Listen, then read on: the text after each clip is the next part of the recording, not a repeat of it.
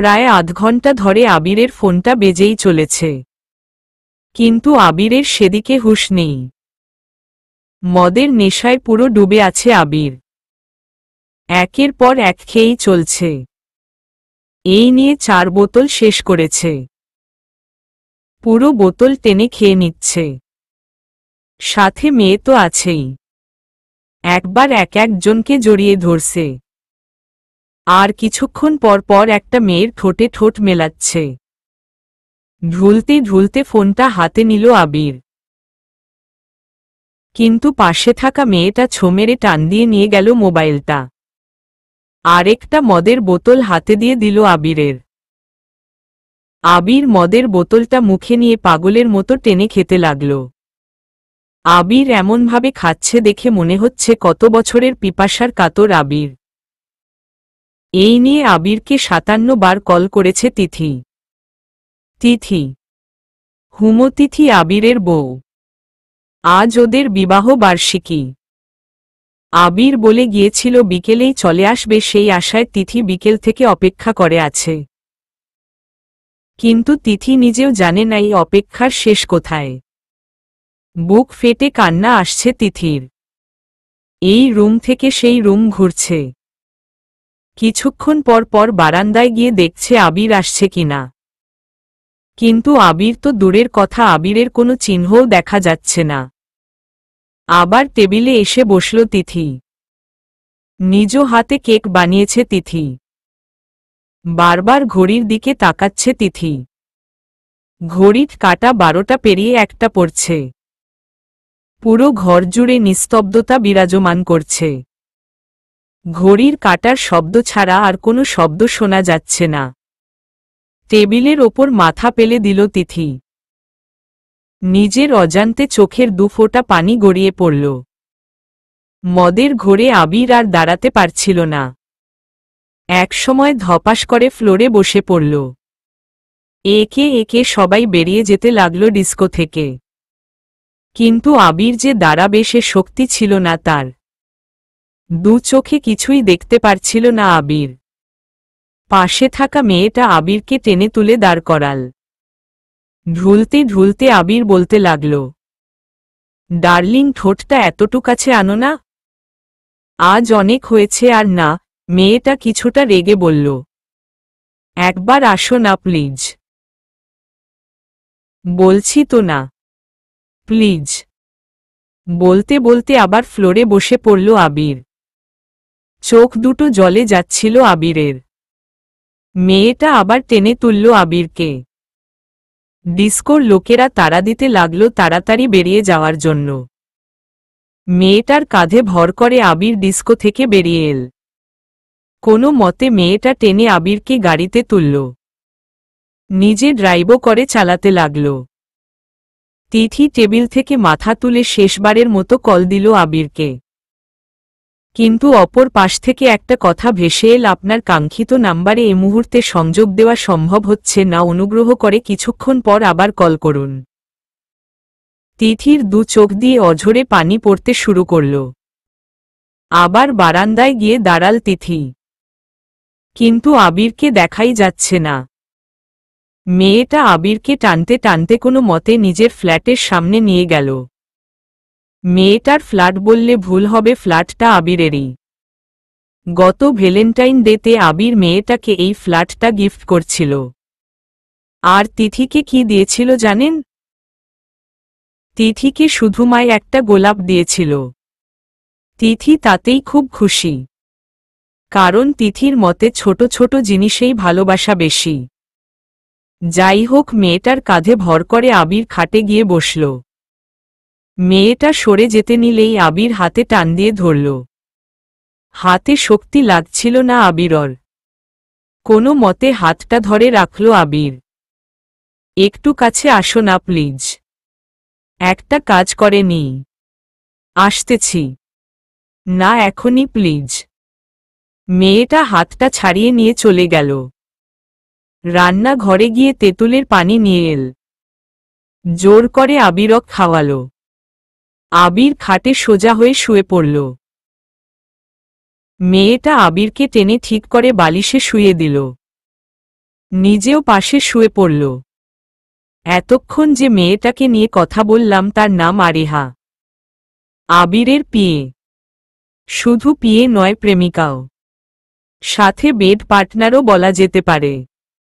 দেখতে যথেষ্ট সুন্দরী, কিন্তু চেহারায় তেমন একটা মায়া নেই। কাঁধ পর্যন্ত ছোট ছোট চুল, হাঁটুর নিচ পর্যন্ত কবে জামা পরেছে নিজেও ভুলে গেছে। আরিহার বাবা সেই ছোটবেলায় মারা গেছে। মা বর্তমানে কোমায়। মায়ের চিকিৎসার টাকা জোগাড় করতেই আবিরের কাছে আসা, আবিরের কাছে নিজের সবটা বিলিয়ে দেওয়া। বিনিময়ে বিভিন্নভাবে আবিরের কাছ থেকে টাকা হাতিয়ে নিচ্ছে আরিহা। বারান্দা থেকে এসে টেবিলে মাথা রাখতেই ঘুমিয়ে পড়ল তিথি। পুরো নাম মিফতাহুল নুসাইবা তিথি। তিথি হচ্ছে আরিহার পুরো উল্টো চড়িয়ে। দেখতে ততটা ফর্সা নয়, কিন্তু চেহারায় যথেষ্ট মায়া আছে।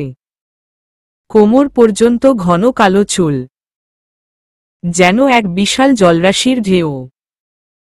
কপালে পটল চেরা দুইখানি চোখ, নাকে খুব সুন্দর করে পরা একটা নথ, গোলাপি দুইখানি ঠোঁট, ঠোঁটের ওপর ছোট একটা তিল।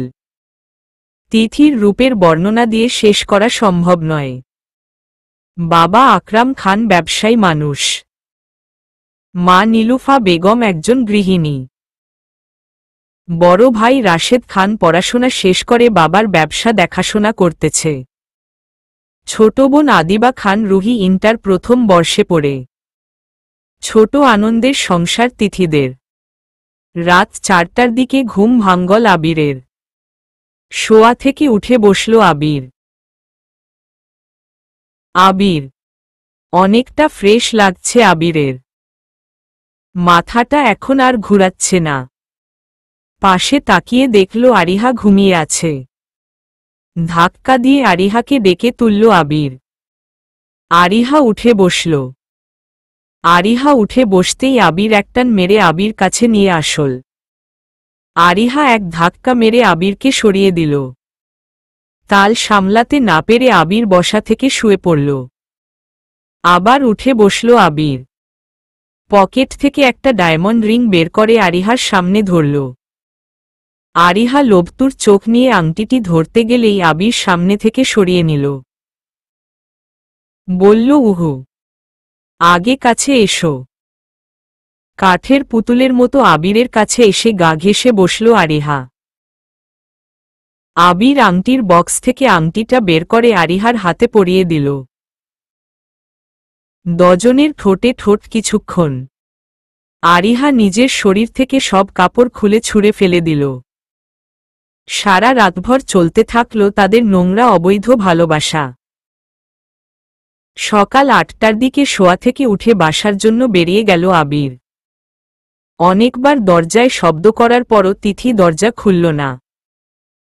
নিজের কাছে থাকা একটা চাবি দিয়ে দরজা খুলে ভেতর আবির ভেতরে যেয়ে দেখল তিথি টেবিলের ওপর পড়ে ঘুমাচ্ছে। আস্তে আস্তে তিথিকে ডেকে তুলল আবির। তিথি উঠে দাঁড়িয়ে দেখল আবির। আবিরকে দেখেই ঝরিয়ে ধরে কাঁদতে লাগল তিথি। কি হয়েছে তিথি? কাঁদছ কেন? তিথি চুপ করে রইল। আবিরের কথার কোনো জবাব দিল না তিথি। আর আবিরের মুখে তিথি ডাকটা শুনে বেশ অবাক হল তিথি। বিয়ের পর আজ পর্যন্ত আবির কোনো দিনও তিথি বলেনি তিথিকে। নুসাইবাকে সংক্ষিপ্ত করে নুসু বলে ডাকে তিথিকে সবসময় আবির। আবির তিথিকে টেনে সোজা করে দাঁড় করাল। চোখের পানি মুছে দিল। তিথি আবিরের হাত সরিয়ে দৌড়ে রুমে চলে গেল। টেবিলের ওপর কেক দেখেই আবির তিথির অভিমানের কারণ বোঝল। কেক হাতে নিয়ে রুমে গিয়ে দেখল তিথি রুমে নেই। বারান্দায় মুখ দিয়ে দেখল তিথি বারান্দায়। কেক হাতে বারান্দায় চলে গেল আবির। টেবিলে কেক রেখে পেছনে থেকে ঝরিয়ে ধরল তিথিকে, জড়িয়ে ধরল আবির। তিথি এক ঝটকায় আবিরকে সরিয়ে দিল। আবির পেছনে থেকে তিথিকে সামনে ঘুরালো। কানে ধরে বলল, সরি, কাল অফিসে অনেক কাজ ছিল, কাজ করতে করতে ঘুমিয়ে পড়েছিলাম তোমার মতো টেবিলের ওপরে। আবির এমনভাবে বলল যে তিথি আর রাগ করে থাকতে পারল না। আর আবিরের কানে ধরা দেখে তিথি ফিক করে হেসে দিল। তারপর কেক কেটে তিথিকে খাইয়ে দিল আবির। আর 2 হাতে কেক নিয়ে তিথির 2 গালে লাগিয়ে দিল। বেশ কিছুক্ষণ বারান্দায় থেকে আবির বাথরুমে চলে গেল গোসল করতে। আর তিথি রান্নাঘরে গেল। রান্নাঘরে গিয়ে 2 কাপ কফি নিয়ে রুমে আসল তিথি। এসে দেখল আবির গোসল করে বারান্দায় বসে আছে। তিথি গিয়ে 1 কাপ কফি আবিরের হাতে দিল। দুজনে কফি খেতে খেতে কথা বলছিল। হঠাৎ করে তিথির ফোনটা বেজে উঠল। তিথি রুমে গিয়ে ফোন তুলে দেখল রাশেদ কল দিয়েছে। বারান্দায় এসে বসে ফোন রিসিভ করল তিথি। ফোন ধরতেই রাশেদ বলল, শুভ বিবাহ বার্ষিকী তিথি। ধন্যবাদ ভাইয়া। কেমন আছিস? ভালো। তোমরা কেমন আছো? মা, বাবা, রুহি সবাই ভালো আছে। আবিরের কি অবস্থা? কোথায় ও? বাসায়। আমার পাশেই আছে। এই আপু, আবির ভাই তোকে কি উপহার দিয়েছে? পাশের থেকে বলল রুহি। আরে কালো বাসায় আসেনি, অফিসে কাজ ছিল। বলিস কি, তুই রাতে একা বাসায় ছিলি? আরে বাদ দে তো, ও তো এখন প্রায় অনেক রাতে বাসায় আসে না। তোদের কথা বল। শোন, তোকে যে কারণে ফোন দিয়েছি, মা বলেছিল আবিরকে নিয়ে আজ একবার আমাদের বাসায় আসতে। আসবি? দাঁড়া, জিজ্ঞাস করে নেই। ফোনটা নিচে নামিয়ে তিথি আবিরকে জিজ্ঞাস করল। আবির অনেকক্ষণ ভেবে বলল, আচ্ছা বল, যাব। ভাইয়া, আমরা আসব। আচ্ছা, রাখি তাহলে। আচ্ছা। তিথি ফোন কাটতেই আবিরের ফোন বেজে উঠল। আবির মোবাইল উপরে তুলে দেখল আরিহা ফোন দিয়েছে। মোবাইল নিয়ে উঠে চলে গেল আবির। তিথির খুব খারাপ লাগল। কি হতো ওর সামনে বসে কথা বললে? আবির ফোন ধরেই বলল, তোমাকে না বলেছি আমি বাসায় থাকলে ফোন দিবা না? মায়ের অবস্থা খুব খারাপ, তুমি একবার এসো প্লিজ। আমি এখন যেতে পারবো না। তিথির সাথে ওর মায়ের বাসায় যেতে হবে, প্লিজ। আচ্ছা, দেখছি। আরিহার সাথে কথা শেষ করে রুমে এসে বসল আবির।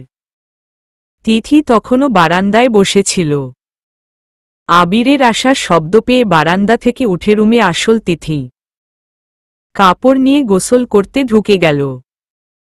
আবির ভাবতে লাগল কিভাবে তিথিকে বলবে ও এখন তিথিদের বাসায় যেতে পারবে না। মনে মনে বলতে লাগল এই আরিহাও ফোন দেওয়ার সময় পেল না। ফোনের শব্দে আবিরের ঘোর কাটল। ফোন তুলে দেখল আমেরিকা থেকে ওর মা ফোন দিয়েছে। আবির ফোন তুলে সালাম দিল। কেমন আছিস বাবা? ভালো। তুমি কেমন আছো? বেশি ভালো নেই, শরীরটা আজ কয়দিন বেশ খারাপ। বাবুকে বলে ডাক্তার দেখিয়ে নাও। আবিরের ছোট ভাইকে সবাই আদর করে বাবু ডাকে। দেখিয়েছি ডাক্তার। তিথি কোথায়? আচ্ছা মা, তিথির সাথে কথা বলতে হলে তিথির ফোনে ফোন দাও। ওর তো একটা ফোন আছে। আমার ফোনে ফোন দিয়েছ, এখন আমার সাথে কথা বল। এই তুই এভাবে কথা বলছিস কেন? তোর কি তিথির সাথে ঝগড়া হয়েছ? না, তিথি বাথরুমে। এত কথা না বলে প্রথমে এটা বললেই তো হতো। এখন বলেছি তো হয়েছ। আজ তো তোদের বিবাহ বার্ষিকী। কবে কবে যে 1 বছর হয়ে গেল বুঝতেই পারিনি। তো কি উপহার দিয়েছিস তিথিকে? কিছু দেইনি। রাখো তো, এখন ভাল লাগে না। আচ্ছা, তিথিকে বলিস আমাকে কল দিতে। আচ্ছা বলবো। ফোন কেটে দিল আবির। আবিরের মা ছেলের এই অহেতুক রাগের কারণ বুঝল না। তবে তিনি বেশ কিছুদিন ধরে ছেলের মধ্যে একটা পরিবর্তন খেয়াল করছেন। তবে আজকের রাগের পরিমাণটা বেশি ছিল। তিনি ধরে নিয়েছেন হয়তো তিথির সাথে ঝগড়া হয়েছে তাই। তিথি গোসল থেকে বেরিয়ে একে একে আলমারি থেকে সব কাপড় বের করল। একটার পর একটা গায়ের সাথে দেখছিল, কিন্তু একটাও পছন্দ করতে পারল না। আবিরের দিকে তাকিয়ে দেখল আবির ফোন টিপছে। অনেকক্ষণ ভেবে আবিরকে ডাক দিল। শুনছ? হুম বল, ফোনের দিকে তাকিয়ে বলল আবির। একটা শাড়ি পছন্দ করে দাও না। আমি না ঠিক করতে পারছি না কোনোটা পরব। এসব ন্যাকামো আমার একদম ভালো লাগে না। একটা পরে নিলেই তো হয়। তিথির মুখটা একদম কালো হয়ে গেল। ইদানিং আবিরের আচরণে বেশ অবাক হচ্ছে তিথি। আগে আবিরের কথা বলার ধরন অন্যরকম ছিল। তিথির কাছে মনে হলো আবির বেশ পাল্টে যাচ্ছে। চোখে পানি টলমল করতে লাগল। আবির ফোন থেকে মুখ তুলে তিথির দিতে তাকাল। দেখল চোখে পানি টলমল করছে। অনিচ্ছা সত্ত্বেও সামনে যে শাড়িটা পেল এইটা নিয়ে তিথির হাতে দিল। তিথি শাড়িটা হাতে নিয়ে বেশ অবাক হল। কারণ এই শাড়িটা আবির একদম পছন্দ করত না। তিথি চোখ বন্ধ করে সেদিনের কথা ভাবল। ওদের বিয়ের 4 মাস চলছে তখন। একদিন আবির তিথিকে নিয়ে বাইরে ঘুরতে যাচ্ছিল। তিথি ঠিক এই শাড়িটা পরেছিল। আবির রুমে এসে তিথিকে এই শাড়ি পরা অবস্থায় দেখে বেশ রাগ করল। বলল, তিথি তোমার আর শাড়ি নেই। এই শাড়িতে তোমাকে একদম ভালো লাগছে না। প্লিজ এটা পরিবর্তন করে নাও। তিথি বলল, আরে শাড়ি একটা পরলেই তো হয়। আবির জোর করে তিথিকে শাড়ি পরিবর্তন করিয়ে তারপর তিথিকে নিয়ে বের হল। কি হলো, দাঁড়িয়ে আছো কেন? তৈরি হয়ে নাও তাড়াতাড়ি। আবিরের কথায় হুঁশে ফিরল তিথি। হুম হচ্ছি। তুমিও তৈরি হয়ে নাও।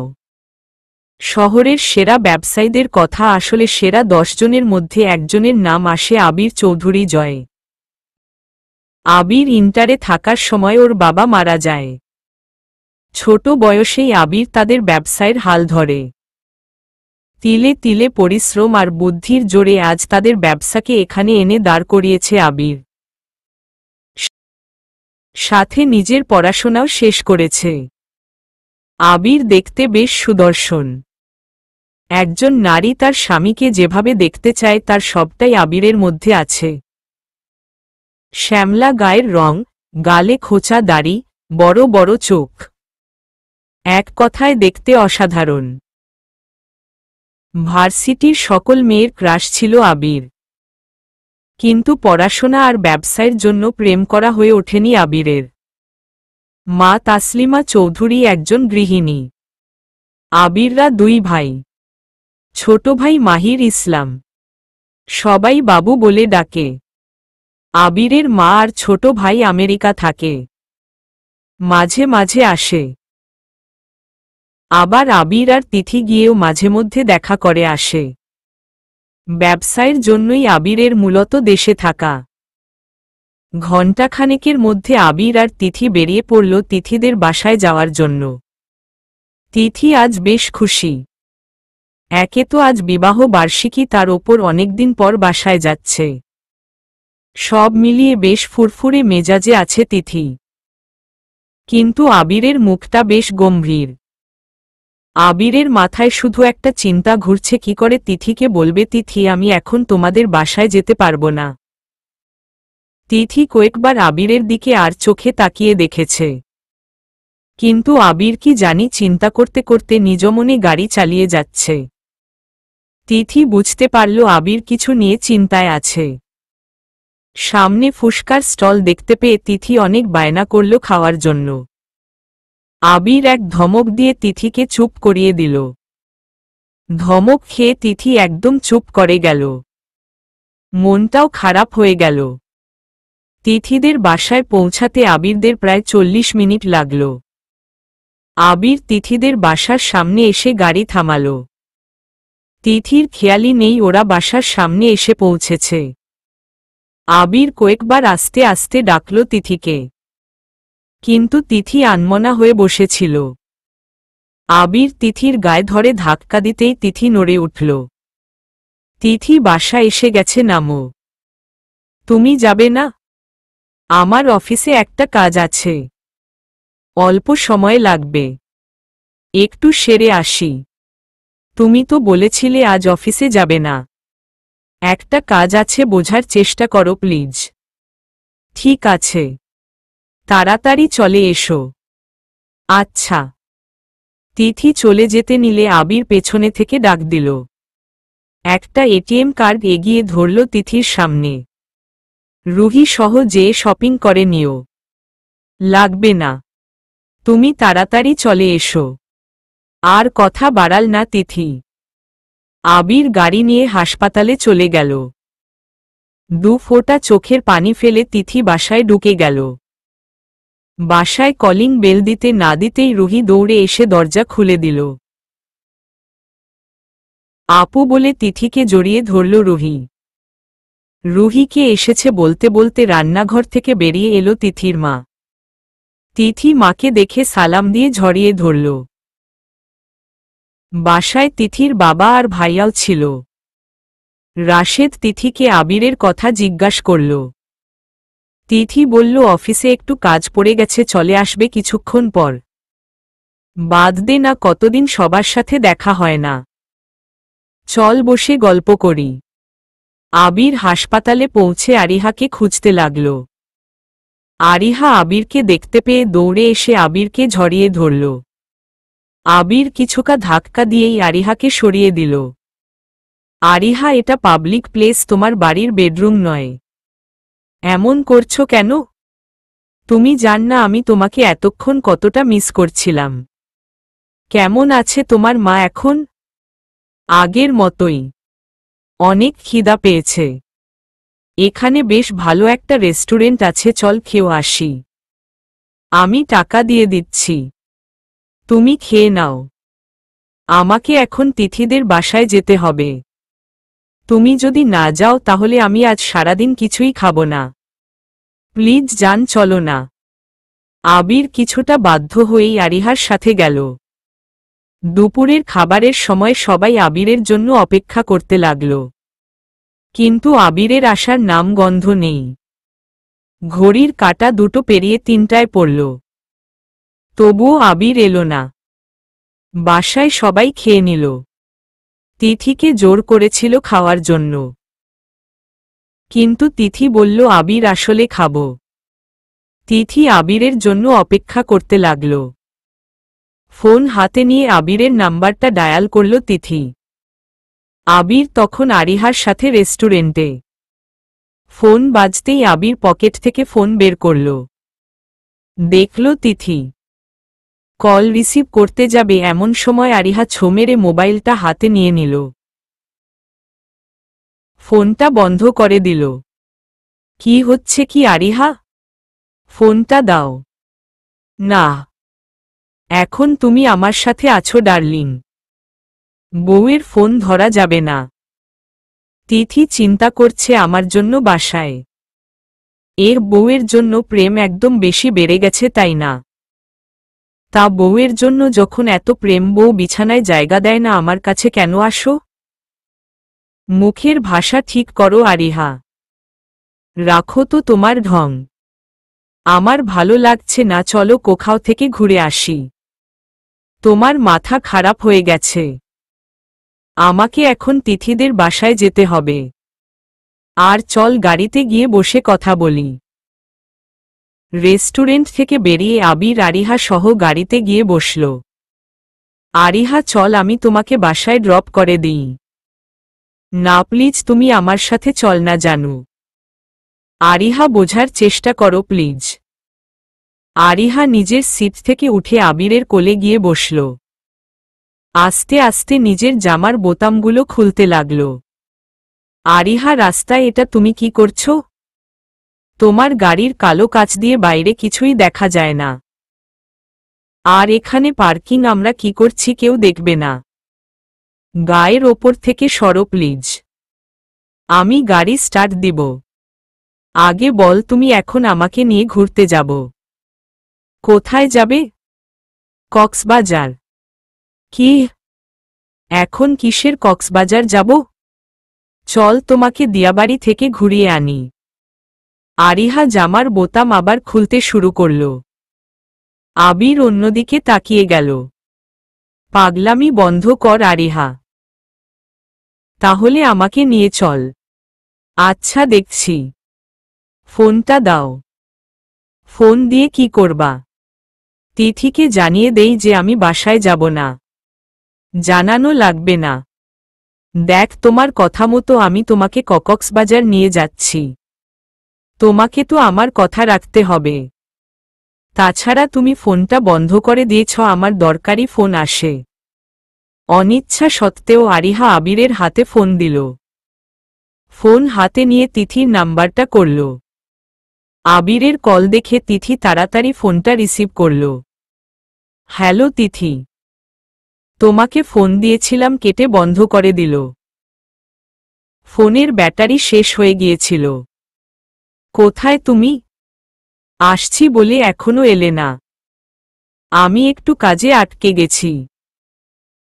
তাড়াতাড়ি এসো। আমি এখনো না খেয়ে বসে আছি। তুমি খেয়ে নেও তিথি। আমার অফিসের কাজে একটু কক্সবাজার যেতে হচ্ছে। 2-1 দিন থাকতেও হতে পারে। তুমি এ কয়দিন তোমার বাবার বাসায় থাকো। আমি ফিরে আসলে তোমাকে বাসায় নিয়ে যাব। তিথি চুপ করে রইল। কোনো জবাব দিল না। তিথি। হুম। রাগ করেছ? না। রাখি তাহলে? হুম। আবির ফোনটা কেটে দিল। তিথির দু চোখ দিয়ে অঝরে পানি পড়তে লাগল। বুকটা ফেটে যাচ্ছিল তিথির। আবির আরিহাকে নিয়ে কক্সবাজারের উদ্দেশ্যে রওনা দিল। আরিহা হাসতে হাসতে আবিরকে বলল, বেশ গুছিয়ে মিথ্যে কথা বলতে পারতো তুমি। আবির আরিহার দিকে এক নজর তাকিয়ে চোখ সরিয়ে নিল। আরিহাকে বলল জামার বোতাম ঠিক করতে। আরিহা বলল, তোমার সামনেই তো সমস্যা নেই। তিথি আর দুপুরে ভাত খেল না। কাঁদতে কাঁদতে খাটের ওপর ঘুমিয়ে পড়ল। রাশেদ একবার গিয়েছিল তিথিকে ডাকতে, কিন্তু গিয়ে দেখে তিথি ঘুমিয়ে আছে। রাশেদ আন্দাজ করল তিথি আর আবিরের মধ্যে কিছু একটা হয়েছে। খাটের ওপর থেকে একটা কাঁথা নিয়ে তিথির গায়ে দিয়ে দিল রাশেদ। রাত 8টার দিকে ফোনের শব্দে ঘুম ভাঙ্গল তিথির। ফোন হাতে নিয়ে দেখল আমেরিকা থেকে ফোন। তিথি উঠে বসল। ফোন রিসিভ করে সালাম দিল। ভাবি, আমি বাবু। কেমন আছো? ভালো। তুমি? আমিও ভালো আছি। মা কেমন আছে? মাও ভালো আছে। নাও, মায়ের সাথে কথা বল। দাও। কেমন আছো তিথি? ভালো আছি মা। তুমি কেমন আছো? ভালো। আবিরকে বললাম তোকে বলতে আমাকে ফোন দিতে। বলে নি তোকে? না মা, বলে নি তো। মনে হয় ভুলে গেছে। তোর শরীর কি অসুস্থ? কথা এমনভাবে বলছিস। ঘুম থেকে উঠেছি, তাই এমন শোনা যাচ্ছে। এই অবেলায় ঘুম? আজ আমি একটু আমাদের বাড়িতে এসেছি। আবির কোথায়? আসেনি তোর সাথে? ও একটু কাজে কক্সবাজার গেছে। ও, তোদের বাড়ির সবাই কেমন আছে? ভালো। আচ্ছা, রাখছি তাহলে। আচ্ছা। রাত 9টার দিকে আবিররা কক্সবাজার পৌঁছল। দুজনেই হোটেলে একটা রুম ভাড়া নিয়ে নিল। দুজনে ফ্রেশ হয়ে কিছুক্ষণ বিশ্রাম নিল। আবির জিজ্ঞাসা করল, রাতে কি খাবে? আরিহা বলল, কিছু না। তারপর আরিহা বাইরের থেকে মদ আনার জন্য অর্ডার দিল। আবির মানা করল কিন্তু আরিহা শুনল না। রাতে খাবার খেয়ে তিথি নিজের রুমে এসে বসল। কিছুই ভালো লাগছিল না তিথির। দরজা বন্ধ করে শুয়ে পড়ল। শুয়ে শুয়ে কাঁদতে লাগল তিথি। ওই দিকে মদ এনে আবির আর আরিহা দুজনে সমান পরিমাণে গিলতে লাগল। প্রচুর মদ খেয়ে দুজনেরই নেশা ধরে গেল। মদের নেশায় দুজনে মাতলামি শুরু করল। আরিহা নিজের জামা খুলে ফেলে দিল। এগিয়ে গিয়ে আবিরের গায়ের থেকে সব খুলে ফেলল। শুরু হলো তাদের নোংরাময় ভালোবাসা। ওই দিকে তিথি কাঁদতে কাঁদতে ঘুমিয়ে পড়ল। পুরো 2 দিন কাটিয়ে কক্সবাজার থেকে শহরে ফিরল আবির আর আরিহা। 2 দিনে তিথি প্রায় 20 বার ফোন দিয়েছে আবিরকে। কিন্তু আরিহা আবিরকে একবারও কল রিসিভ করতে দেয়নি। পুরো 2 দিন কেটে কাটিয়ে দিয়েছে তিথি। আবির কক্সবাজার যাবার পরদিন রাশেদ এসেছিল তিথির কাছে। তিথি ঘরে দরজা বন্ধ করে কাঁদছিল। বাইরে থেকে দরজা নক করার আওয়াজ শুনে তিথি ভালোভাবে চোখ মুখ ধুয়ে নিল। দরজা খুলে দেখল রাশেদ। এসো ভাইয়া, ভেতরে এসো। তোর কি শরীর খারাপ তিথি? না ভাইয়া, আমি ঠিক আছি। তাহলে কি আবিরের সাথে কিছু হয়েছে? আবিরের কথা জিজ্ঞেস করতেই তিথির বুকটা মোচড় দিয়ে উঠল। চোখে পানি চলে এলো। কোনো মতে নিজেকে সামলে নিল, যাতে রাশেদ কিছু বুঝতে না পারে। না ভাইয়া, কিছু হয়নি তো। কিছু হয়নি বললে তো হবে না। সেদিন তুই একা এলি, আবির এলো না। বললি আসবে, তারপর বললি অফিসের কাজে কক্সবাজার গেছে। আজ 3 দিন হয়ে গেল, আবির এখনো এলো না। তুই বলছিস সব ঠিক আছে। সত্যি করে বল আমায় কি হয়েছে? বিশ্বাস কর ভাইয়া, কিছুই হয়নি। ইদানিং অফিসের কাজে ও একটু বেশিই ব্যস্ত থাকে, তাই সমস্যা। দেখো 2 দিন পর সব ঠিক হয়ে যাবে। ভালো হলেই ভালো। আচ্ছা আমি বেরোচ্ছি, থাক তুই। আচ্ছা। কক্সবাজার থেকে ফিরে আবির তিথিদের বাসায় এলো। কলিং বেল দিতেই তিথি দৌড়ে দরজা খুলে দিল। মনে হয় কত বছর অপেক্ষা করেছিল এই দিনের জন্য। আবির সামনে তাকাতেই দেখল তিথি দাঁড়িয়ে। দরজার কাছে দাঁড়িয়ে ছিলে বুঝি? না, অন্যদিকে তাকিয়ে বলল তিথি। কলিং বেল দিতেই দরজা খুলে দিল তাই। এই দিক দিয়ে যাচ্ছিলাম, শুনতে পেলাম তাই খুলে দিলাম। তা ম্যাডাম দরজায় দাঁড়িয়ে থাকব নাকি ভেতরে ঢুকতে দিবে? তিথি কিছুটা সরে দাঁড়াল। এসো। আবির ভেতরে গিয়ে সোফায় বসল। রান্নাঘর থেকে তিথির মা তিথিকে ডাক দিয়ে জিজ্ঞাসা করল তিথি কে এসেছে? তিথি বলল আবির। তিথির মা দৌড়ে রান্নাঘর থেকে এলো। আবির তিথির মাকে দেখে সালাম দিল। কেমন আছে জিজ্ঞাসা করল। কুশল বিনিময় করে নিল দুজনে। তিথির মা তিথিকে ডেকে নিজের সাথে রান্নাঘরে নিয়ে গেল। তুই আমাকে বলিসনি তো আবির আসবে? আমি কি জানতাম নাকি? তোকে বলেনি? না। আচ্ছা বাদ দে, এখন তো এসেই গেছে। একটু চা করে দে, আমি দুপুরের রান্নার ব্যবস্থা করি। আচ্ছা। তিথি দুপুরে ফোন দিয়ে ওর বাবা আর রাশেদ বলল বাসায় আসতে। সবাই একসাথে বসে দুপুরের খাবার খেল। খাবার টেবিলে আবির বলেছিল ও তিথিকে নিয়ে আজ চলে যাবে, কিন্তু সবার জোরাজুরিতে আবির তিথিদের বাসায় থাকতে রাজি হয়েছে। আবির খেয়ে তিথির রুমে গিয়ে শুয়ে পড়ল। তিথির বাবা আর রাশেদ আর অফিসে গেল না। আবির শোয়ার কিছুক্ষণ পর রুহি গিয়ে আবিরকে তুলে নিয়ে এল। বলল সবাই আড্ডা দিচ্ছে, তুমিও চল। ইচ্ছে না থাকা সত্ত্বেও আবির উঠে গিয়ে সবার সাথে যোগ দিল। সবাই মিলে অনেকক্ষণ আনন্দ করল। সন্ধ্যায় তিথি সবার জন্য নাস্তা তৈরি করল। রাত 9টা পর্যন্ত সবাই আড্ডা দেয়া শেষ করে রাতের ডিনার শেষ করে নিল। ডিনার শেষ করে আবির তিথি একে নিয়ে ঘরে গেল। হঠাৎ করে তিথির ফোনটা বেজে উঠল।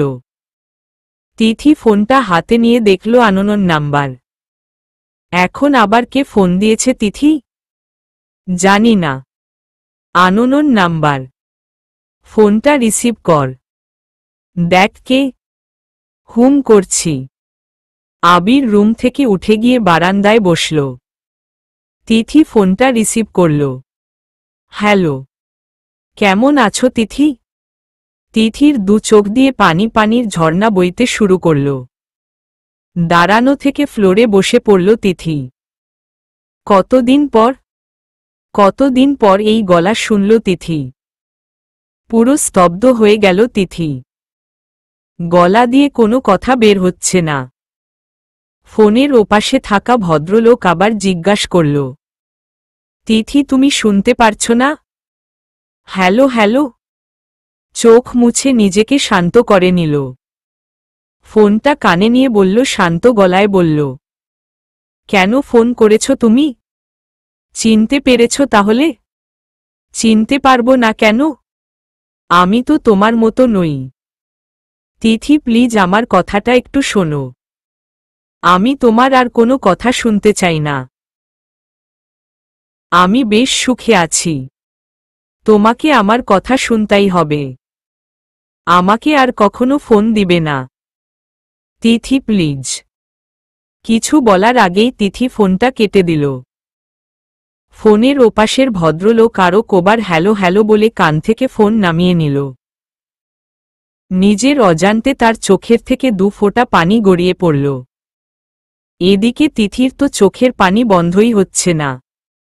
সমস্ত শরীর কেঁপে উঠছে তিথির। কিছুক্ষণ ফ্লোরে বসেই কাঁদল তিথি। আবিরের আসার আওয়াজ শুনে দৌড়ে বাথরুমে ঢুকে গেল তিথি। আবির রুমে এসে কয়েকবার তিথি নাম ধরে ডাকল। গলা দিয়ে আওয়াজ বের হচ্ছিল না তিথির। তারপরও অনেক কষ্টে জবাব দিল, বাথরুমে আছি। আবির আর কিছু না বলে শুয়ে পড়ল। তিথি মুখে চাপা দিয়ে কাঁদতে লাগল, যাতে আওয়াজ বাইরে শোনা না যায়। অনেকক্ষণ পর আবির মাথা তুলে দেখল তিথি এখনো রুমে আসেনি। তিথিকে আবার ডাক দিল আবির। তিথি কি করছো এতক্ষণ? তিথি চোখ মুছে জবাব দিল, আসছি। চোখে মুখে ভালো করে পানি দিয়ে বাথরুম থেকে বেরিয়ে এলো তিথি। এসে আর কোনো কথা বলল না। বালিশ নিয়ে একপাশে ঘুরে শুয়ে পড়ল তিথি। আবির ঘুমিয়ে পড়েছে, কিন্তু কিছুতেই চোখ বন্ধ করতে পারছে না তিথি। 2 চোখ দিয়ে পানি পড়ছে। চোখ দুটো জলে যাচ্ছে তিথির। অনেক কষ্টে চোখ বন্ধ করল তিথি। চোখ বন্ধ করতেই তিথির পুরো অতীতটা চোখের সামনে ভেসে উঠল। তিথি তখন ইন্টার প্রথম বর্ষে ভর্তি হয়েছে। ছোটবেলায় বেশ উড়ো স্বভাবের ছিল তিথি। সারাক্ষণ ছোটাছুটি আর দুষ্টুমি করত তিথি। তিথির মা সব সময় বলতো, তিথি এবার তোর দুষ্টুমি একটু কমা, বড় হয়েছিস তো। তিথি সব সময় বলতো, মা আমি কোনো দিনও বড় হব না। একদিন তিথি কলেজ ছুটির পর বাড়ি ফিরছিল। হঠাৎ প্রচণ্ড বৃষ্টি শুরু হল। তিথির কাছে ছাতা ছিল। ছাতা দিয়ে বেশ কিছুদূর হেঁটে গেল তিথি। কিন্তু পরক্ষণে এত বৃষ্টি শুরু হল যে ছাতা বাতাসে পুরো উড়ে যাচ্ছিল। তিথি তাড়াতাড়ি একটা দোকানের সামনে গিয়ে দাঁড়াল। তিথি ছাতা বন্ধ করছিল, এমন সময় পাশ দিয়ে একটা গাড়ি যাওয়ার সময় গর্তে চাকা পড়ে কাদা দিয়ে তিথির পুরো শরীর ভরিয়ে দিল। তিথি ওই বলে সামনে এগিয়ে গেল। গাড়িটা থেমে গেল। গাড়ির গ্লাস নামিয়ে এক ভদ্রলোক বলল, সরি আপু, মাপ করবেন, দেখতে পাইনি। ভদ্রলোক বললে, ভুল হবে, ইয়ং বয়সী একটা ছেলে, বয়স 25-এর মতো হবে বা কাছাকাছি। তিথি সামনে এগিয়ে গিয়ে ছেলেটাকে বকতে লাগল। এই মিয়া চোখে দেখতে পান না নাকি? 4 চোখ লাগিয়েছেন তাও দেখতে পাননি। আরেকটা চোখও লাগান না দরকার হলে। কি অবস্থা করেছেন আমার দেখুন। তিথির কথায় ছেলেটা কোনো ওড় দিল না। এক দৃষ্টে তিথির দিকে তাকিয়ে রইল। মনে মনে ভাবতে লাগলো একটা মেয়ে এতটা সুন্দর হয় কেমনে? কি হলো, কথা বলছেন না কেন? ধমক দিয়ে বলল তিথি। সরি বলেছি তো। এখানে গর্ত ছিল দেখতে পাইনি। এবারের মতো ক্ষমা করে দিন। আমি এখন আপনার গাড়িতে কাদা মাখিয়ে দেই। সরি বলে দেব। আপনিও মাপ করে দিন। যত পারুন মাখুন। বৃষ্টির পানিতে ধুয়ে যাবে। আপনার গায়ের কাদাগুলোও ধুয়ে গেছে দেখুন। বলেই লোকটা হাসি দিয়ে গাড়ি নিয়ে চলে গেল। তিথি রাগে রাস্তার ওপর হাত পা ছুটতে লাগল। জিদে শরীরটা জলে যাচ্ছে ওর। মনে মনে বলতে লাগলো আর একবার দেখা হয়ে যাক, মজা বুঝাবো। ভিজেই বাড়ির দিকে রওনা দিল তিথি। বাড়িতে ঢুকে ড্রয়িং রুমে তাকিয়ে তিথির চোখ পুরো চটগাছ। সেই ছেলেটা বসে আছে। তিথির খেয়াল করল বাড়ির সবাই ছেলেটার সাথে হেসে হেসে কথা বলছে। সামনের দিকে এগিয়ে গেল তিথি। সামনে যেতেই তিথির মা বললেন, আয় এদিকে আয়। সামনের দিকে তাকিয়ে লোকটাও তিথিকে দেখে অবাক হয়ে গেল। তিথি, ও হচ্ছে তানভীর, তোর মামাতো ভাই। আগে দেখিনি তো। দেখবি কি করে, ওরা তো তোর জন্মের আগে থেকেই বিদেশ থাকে। এখন দেশে এসেছে তাই আমাদের সাথে দেখা করতে এসেছে। ও, কেমন আছেন ভাইয়া? ভালো। তুমি? এতক্ষণ ভালো ছিলাম না। এখন আপনাকে দেখে বেশ ভালো লাগছে। মা, আমি ভেজা কাপড়গুলো পাল্টে আসি। একটা শয়তানি হাসি দিয়ে চলে গেল তিথি। কাপড় পাল্টে তিথি রান্নাঘরে গিয়ে দেখল ওর মা তানভীরের জন্য নাস্তা বানাচ্ছে। তাথি ওর মাকে রান্নাঘর থেকে বের করে দিল। নাস্তার সাথে নিজে চা আর শরবত বানিয়ে নিল। নাস্তা নিয়ে গিয়ে টেবিলে রাখল তিথি। শরবতের গ্লাসটা হাতে দিল তানভীরের।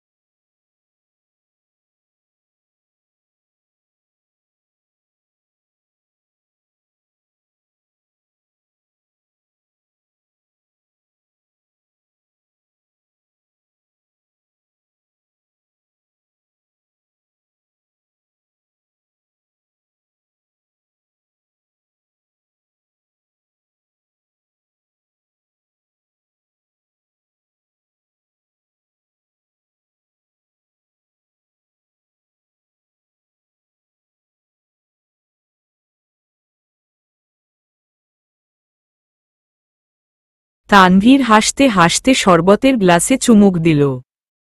চুমুক দিতেই তানভীরের মুখ থেকে হাসি বন্ধ হয়ে গেল। শরবতটা মুখে দিতেই তানভীরের মুখের হাসি চলে গেল। চোখ বন্ধ করে কোনো মতে মুখের শরবতটা গিলে নিল তানভীর। তিথি বারবার তানভীরের মুখের দিকে তাকাচ্ছে। তানভীর শরবতের গ্লাসটা রেখে দিল। কি ব্যাপার ভাইয়া? শরবতের গ্লাসটা রেখে দিলেন কেন? ভালো হয়নি? না, ভালো হয়েছে। খুব বেশি ভালো হয়েছে। ধন্যবাদ ভাইয়া। আসলে শরবতটা আমি বানিয়েছি। সবাই বলে আমি নাকি খুব ভালো শরবত বানাই। হুম ভাইয়া, খুব ভালো বানিয়েছ। তাহলে রেখে দিলেন কেন? পুরোটা খান। তানভীর, তিথি কিন্তু সত্যি বেশ ভালো শরবত বানায়। হাসতে হাসতে বলল রাশেদ।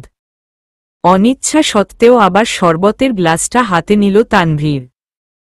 তিথি তো ভেতরে হাসতে হাসতে শেষ। ইচ্ছে করতেছে জোরে জোরে তানভীরের সামনে হাসতে, কিন্তু সবাই বুঝে যাবে বলে হাসতেও পারছে না। মনে মনে বলতে লাগলো বেশ ভালো জব্দ হয়েছে আজকে। ওই দিকে তানভীরের তো যায় যায় অবস্থা। গলা থেকে যতটুকু পর্যন্ত শরবত গিয়েছে ততটুকু পুরো জলে যাচ্ছে। মনে মনে বলতে লাগলো কি মেয়েরে বাবা, মরিচ দিয়েছিস ভালো কথা, আরেকটু কম দেওয়া যেত না? পুরো মরিচের গোষ্ঠী উদ্ধার করে দিয়েছিস।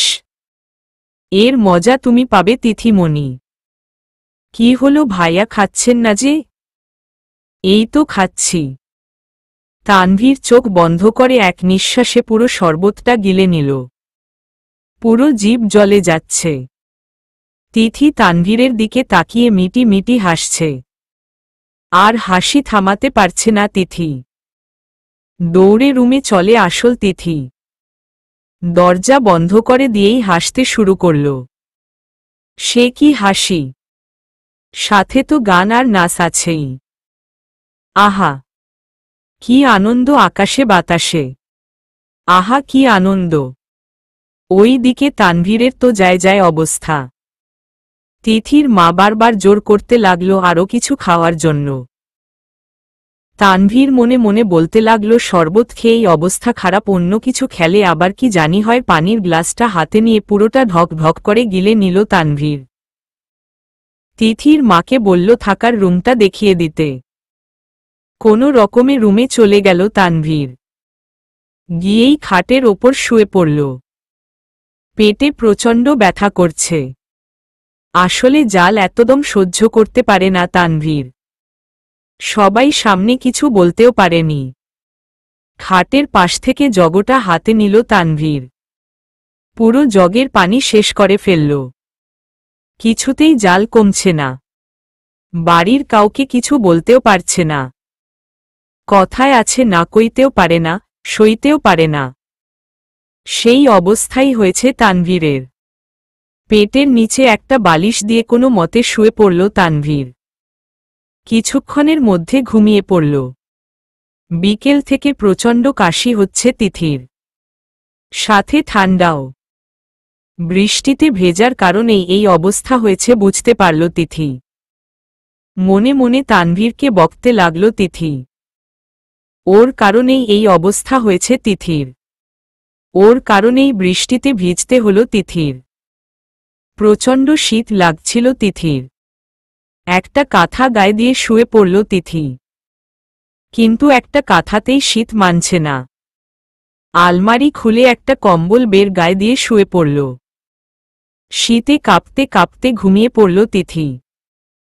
রাতে খাওয়ার সময় তিথির মা তিথিকে ডাকতে গেল। গিয়ে দেখে তিথি কম্বল মুড়ি দিয়ে শুয়ে আছে। অনেকবার ডাকার পর তিথি সাড়া দিল না। গায়ে হাত দিয়ে দেখলেন প্রচণ্ড জ্বর। তাড়াতাড়ি নিচে গেলেন রাশেদকে বলতে ডাক্তার ডাকার জন্য। দেখলেন রাশেদ তানভীরের ঘরের দিকের থেকে আসছে। শোন না রাশেদ বাবা, তিথির অনেক জ্বর এসেছে, একটু ডাক্তারকে ফোন দিয়ে বল আসতে। না হলে তুই গিয়ে নিয়ে আয়। মা আমি তানভীরের ঘর থেকে এলাম, ওরও প্রচণ্ড জ্বর। কি বলিস? চল তো দেখি। তুমি যাও, আমি দেখি ডাক্তার ডেকে নিয়ে আসি। তাড়াতাড়ি যা বাবা। তিথির মা তাড়াতাড়ি করে তানভীরের ঘরের দিকে গেল। গায়ে হাত দিয়ে দেখল ওর গায়েও প্রচণ্ড জ্বর। মনটা খারাপ হয়ে গেল উনার। ছেলেটা দুদিনের জন্য বেড়াতে এসেছে, এর মধ্যেই জ্বর বাঁধিয়ে ফেলল। রাশেদ ডাক্তার নিয়ে এলে ডাক্তার দুজনকে দেখে ঔষধ দিয়ে গেলেন। বললেন চিন্তা করার কোনো কারণ নেই, ঠিক হয়ে যাবে দুজনেই। তিথির মা স্যুপ রান্না করে দুজনকে খাইয়ে দিয়ে ওষুধ দিল। তিথির মা রাশেদকে বললেন তুই আজ তানভীরের কাছে থাক, আমি তিথির কাছে যাই। দুটোই যে কেমনে একসাথে জ্বর বাঁধাল কে জানে। ছেলেটা এত বছর পর আমাদের বাড়িতে এলো। রাশেদ মাকে সান্ত্বনা দিয়ে বলল মা ডাক্তার বাবু বলেছে ঠিক হয়ে যাবে, চিন্তা করো না। পরের দিন সকালে তিথির একটু তাড়াতাড়ি ঘুম ভাঙল। শরীরটা পুরো ব্যথা হয়ে আছে। আস্তে আস্তে খাট থেকে নামল তিথি। মাথাটাও ঘুরছে। দেখল মা পাশে ঘুমাচ্ছে। তাই আর ডাকল না মাকে। বারান্দায় গিয়ে দাঁড়াল তিথি। সকালের বাতাসে মনটা অনেক ফ্রেশ লাগছে। শরীরটাও বেশ ভালো লাগছে। একটা চেয়ার টেনে বারান্দায় বসে পড়ল তিথি। তিথির মা শোয়ার থেকে উঠে দেখলেন তিথি পাশে নেই। ভাবলেন বাথরুমে আছে। বাথরুমে গিয়ে দেখলেন সেখানেই নেই। দুবার ডাক দিতেই তিথি বলল ও বারান্দায় আছে। বারান্দায় এগিয়ে গিয়ে দেখলেন তিথি বারান্দায় বসে আছে। গায়ে হাত দিয়ে দেখলেন জ্বর নেই। কেমন লাগছে এখন তিথি? ভালো। আগের চেয়ে ভালো। ঘরে গিয়ে বসো। বাতাসে আবার ঠান্ডা লেগে যাবে। এমনিই তো ঠান্ডা লাগিয়ে বসে আছিস। এখানে বসে থাকতে ভালো লাগছে মা। তাহলে বসে থাক। আমি একটু তানভীরের রুম থেকে ঘুরে আসি। দেখি ছেলেটার জ্বর কমেছে কিনা। ভাইয়ার জ্বর এসেছে? হুম। কাল রাতে। কি করে এলো জ্বর? উনি তো আর বৃষ্টিতে ভেজেনি। এক দেশ থেকে অন্য দেশের আবহাওয়া। এজন্যই। তুই থাক। আমি একটু দেখে আসি ওর জ্বর কমেছে কিনা। আচ্ছা যাও। তিথি বেশ বুঝতে পারল কালো প্রচণ্ড বেশি খারাপ করে ফেলেছে তানভীরের সাথে। এতটা জাল না দিলেও পারত। এর কারণেই শরীরটা খারাপ হয়েছে। একবার সরি বলা উচিত। তিথির মা তানভীরের রুমে গিয়ে দেখলেন তানভীর আর রাশেদ এখনো ঘুমাচ্ছে। তানভীরের কপালে হাত দিয়ে দেখলেন জ্বর এখন নেই। কপালে ঠান্ডা হাতের ছোঁয়া পেতেই তানভীরের ঘুম ভেঙে গেল। চোখ খুলে দেখল তিথির মা। ফুফি তুমি? দেখতে এলাম তোর জ্বর কমেছে কিনা। দেখলাম জ্বর নেই। এখন কেমন লাগছে তোর? আগের থেকে ভালো। আরে বলিস না তিথিরও খুব জ্বর এসেছে। এজন্য রাতে তোর কাছে আসতে পারিনি। তিথিরও জ্বর এসেছে? কি বল? কিভাবে? আরে কাল কলেজ থেকে আসার সময় বৃষ্টিতে ভিজে এসেছে। ওর আবার বৃষ্টির পানি সহ্য হয় না। ওহ আচ্ছা তুই ফ্রেশ হয়ে নে। আমি একটু রান্নাঘরের দিকে যাই। আচ্ছা। তানভীর উঠে ফ্রেশ হয়ে নিল। রাশেদকেও ডেকে তুলল। তানভীর মনে মনে ভাবতে লাগল আমার জন্যই তিথির জ্বর এসেছে। আমার জন্যই তো ওকে বৃষ্টিতে ভিজতে হলো। একবার সরি বলা উচিত ওকে। তিথির মা নাস্তা বানিয়ে সবাইকে নিচে ডাকলেন নাস্তা খাওয়ার জন্য। নাস্তার টেবিলে বসে সবাই একসাথে নাস্তা খেল। তিথি আর তানভীর দুজনেই ভাবল খাওয়ার টেবিলে দুজনে কথা বলবে। কিন্তু সবাই সামনে বলা ঠিক হবে কিনা তাই দুজনেই চুপ করে রইল। চুপচাপ নাস্তা করে লাগল দুজনে। তিথি সুযোগ খুঁজতে লাগল তানভীরের সাথে কথা বলার জন্য। তানভীরেরও তাই। তিথি হঠাৎ করে বলে উঠল, তানভীর ভাই। হম বল। আমাদের ছাদে যাবেন? আমি ছাদে অনেক সুন্দর ফুল গাছ লাগিয়েছি। দেখবেন? হুম। মা তাহলে আমি তানভীর ভাইয়াকে নিয়ে একটু ছাদ থেকে ঘুরে আসি? ও যদি যায় তাহলে নিয়ে যা। নাস্তা শেষ করে তিথি তানভীরকে নিয়ে ছাদে গেল। তানভীর ছাদে গিয়ে বলল, বাহ তোমাদের ছাদটা তো বেশ সুন্দর। ধন্যবাদ। ফুল গাছগুলো তুমি লাগিয়েছ? হুম। বিদেশ থেকে আসার পর এত সুন্দর একটা জায়গা এই প্রথম দেখলাম। আপনি তো বেশ ভালো বাংলা জানেন। শুনেছিলাম তো জন্মের পর থেকেই বিদেশে থাকেন। তারপরও এত ভালো বাংলা জানেন? শিখেছিলাম। ওহ ভালো। যে কারণে আপনাকে ডেকেছি এইটা বলি। বল। I am sorry. কেন? আসলে কাল জেদ করে বেশি জাল দিয়েছিলাম। আমি বুঝতে পেরেছি আমার জন্যই আপনার জ্বর এসেছে। আমিও দুঃখিত। কেন? কাল আমার জন্য তোমাকে জন্য বৃষ্টিতে ভিজতে হলো। আমি বুঝতে পেরেছি আমার জন্যই তোমার জ্বর এসেছে। তিথি হাসতে শুরু করল। তানভীর মুগ্ধ নয়নে তিথির দিকে তাকিয়ে রইল। বেশ অনেকক্ষণ পর তিথি খেয়াল করল তানভীর ওর দিকে এক নজরে তাকিয়ে আছে। দুজনের চোখে চোখ পড়তেই দুজনেই চোখ সরিয়ে নিল। তাসভীর তিথিকে বলল, জান, তিথি হাসলে তোমাকে অনেক সুন্দর লাগে। বলেই তানভীর সিঁড়ি দিয়ে নিচে নামতে লাগল। তিথি তানভীরের কথাটায় বেশ লজ্জা পেয়েছে। মুখে হাসি এনে তিথি একদৃষ্টে তানভীরের চলে যাওয়ার দিকে তাকিয়ে রইল।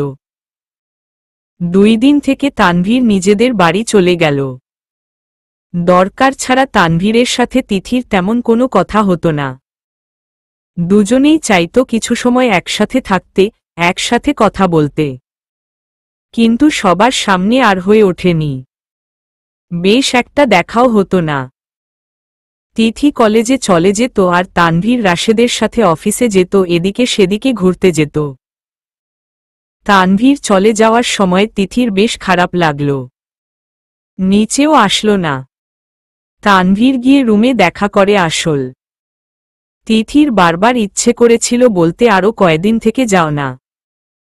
তানভীর যাওয়ার সময় বলে গিয়েছিল, তিথি আমাদের বাড়িতে যেও। তিথি অভিমানে বলেছিল, যাব না।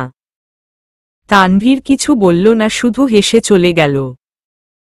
তানভীর চলে যাওয়ার পর তিথির সবকিছু থেকে মন উঠে গেল। একটা মায়া আছে তানভীরের মধ্যে, এই 2 দিনে তিথি বেশ বুঝতে পারল। এই মায়াটাই তিথিকে বেশ টানছে। তিথি চোখ বন্ধ করলেই মনে হয় যেন ওর চোখে তানভীরের মুখটা ভেসে ওঠে।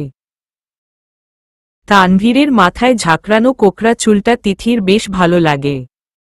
একবারে কবি কবি ভাব। তানভীর কথাও বলে বেশ কাব্যিক ভাবে। দেখতে ততটা ফর্সা নয়, 6 ফুট লম্বা। তানভীরের একটা দিক সব সময় পজিটিভ। ওর মুখে সবসময় হাসি থাকে, কখনো গম্ভীর মুখে থাকে না। জন্মের প্রায় 10 বছর পর থেকেই তানভীরদের পুরো পরিবার বিদেশে থাকে। তানভীররা 2 ভাই বোন।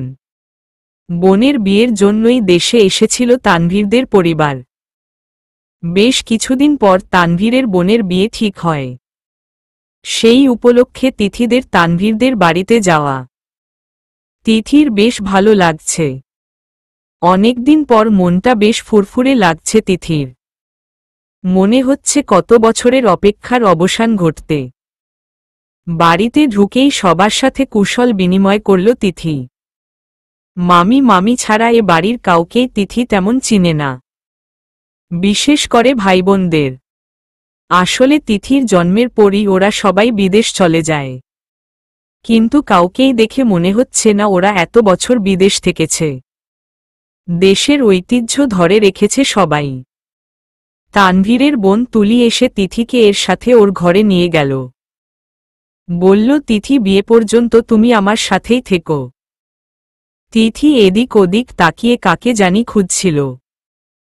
তুলি জিজ্ঞাসা করেছিল, তিথি, তুমি কি কাউকে খুঁজছ? তিথি বলল না। তুলি তিথিকে নিয়ে ওর ঘরে চলে গেল। তানভীর ঘরে এসে দেখতে পেল তিথির মা বাবাকে বসে ওর মা বাবার সাথে কথা বলছে। তানভীর এদিক ওদিক তাকিয়ে তিথিকে খুঁজতে লাগল। তিথির মা বিষয়টা খেয়াল করল। কাউকে খুঁজছিস তানভীর? রাশেদ আসেনি ফুফি?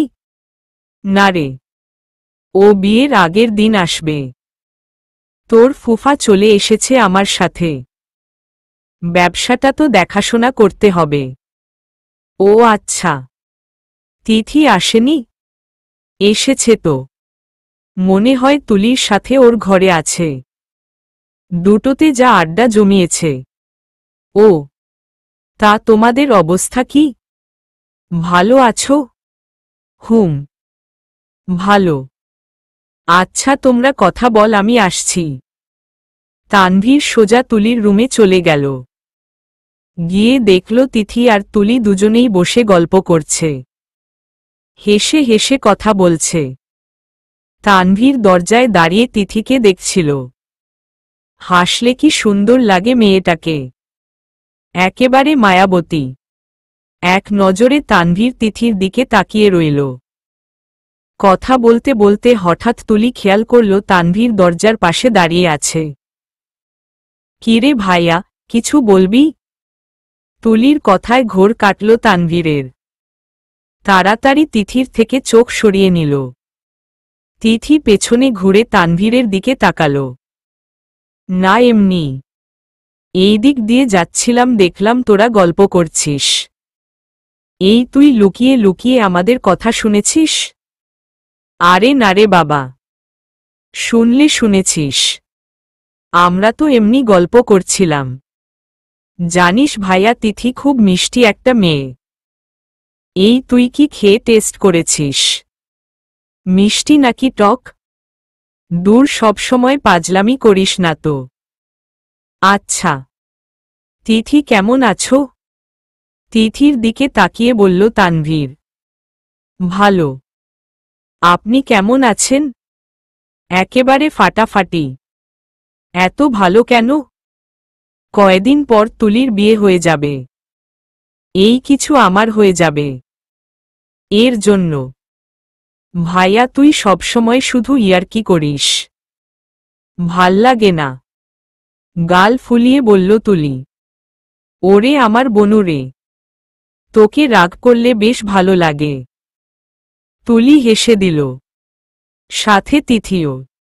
আচ্ছা, তোরা গল্প কর, আমি আসছি। ওকে। তানভীর চলে গেল। তিথি বেশ কিছুক্ষণ তানভীরের যাওয়ার দিকে তাকিয়ে রইল। মনে মনে ভাবতে লাগল, আসলেই তানভীরের মধ্যে একটা মায়া আছে। মনটা ভালো হয়ে গেল তিথির। আনমনে হেসে উঠর তিথি। তিথির মামার বাড়িটা বেশ বড়। দোতলা বাড়ি, তার সামনে বড় বাগান, পাশে বড় পুকুর। পুকুরের একপাশে বড় দোলনা, পুকুরে বড় করে ঘাটলা, বসার জন্য একপাশে বড় করে সিঁড়ি দেওয়া আছে।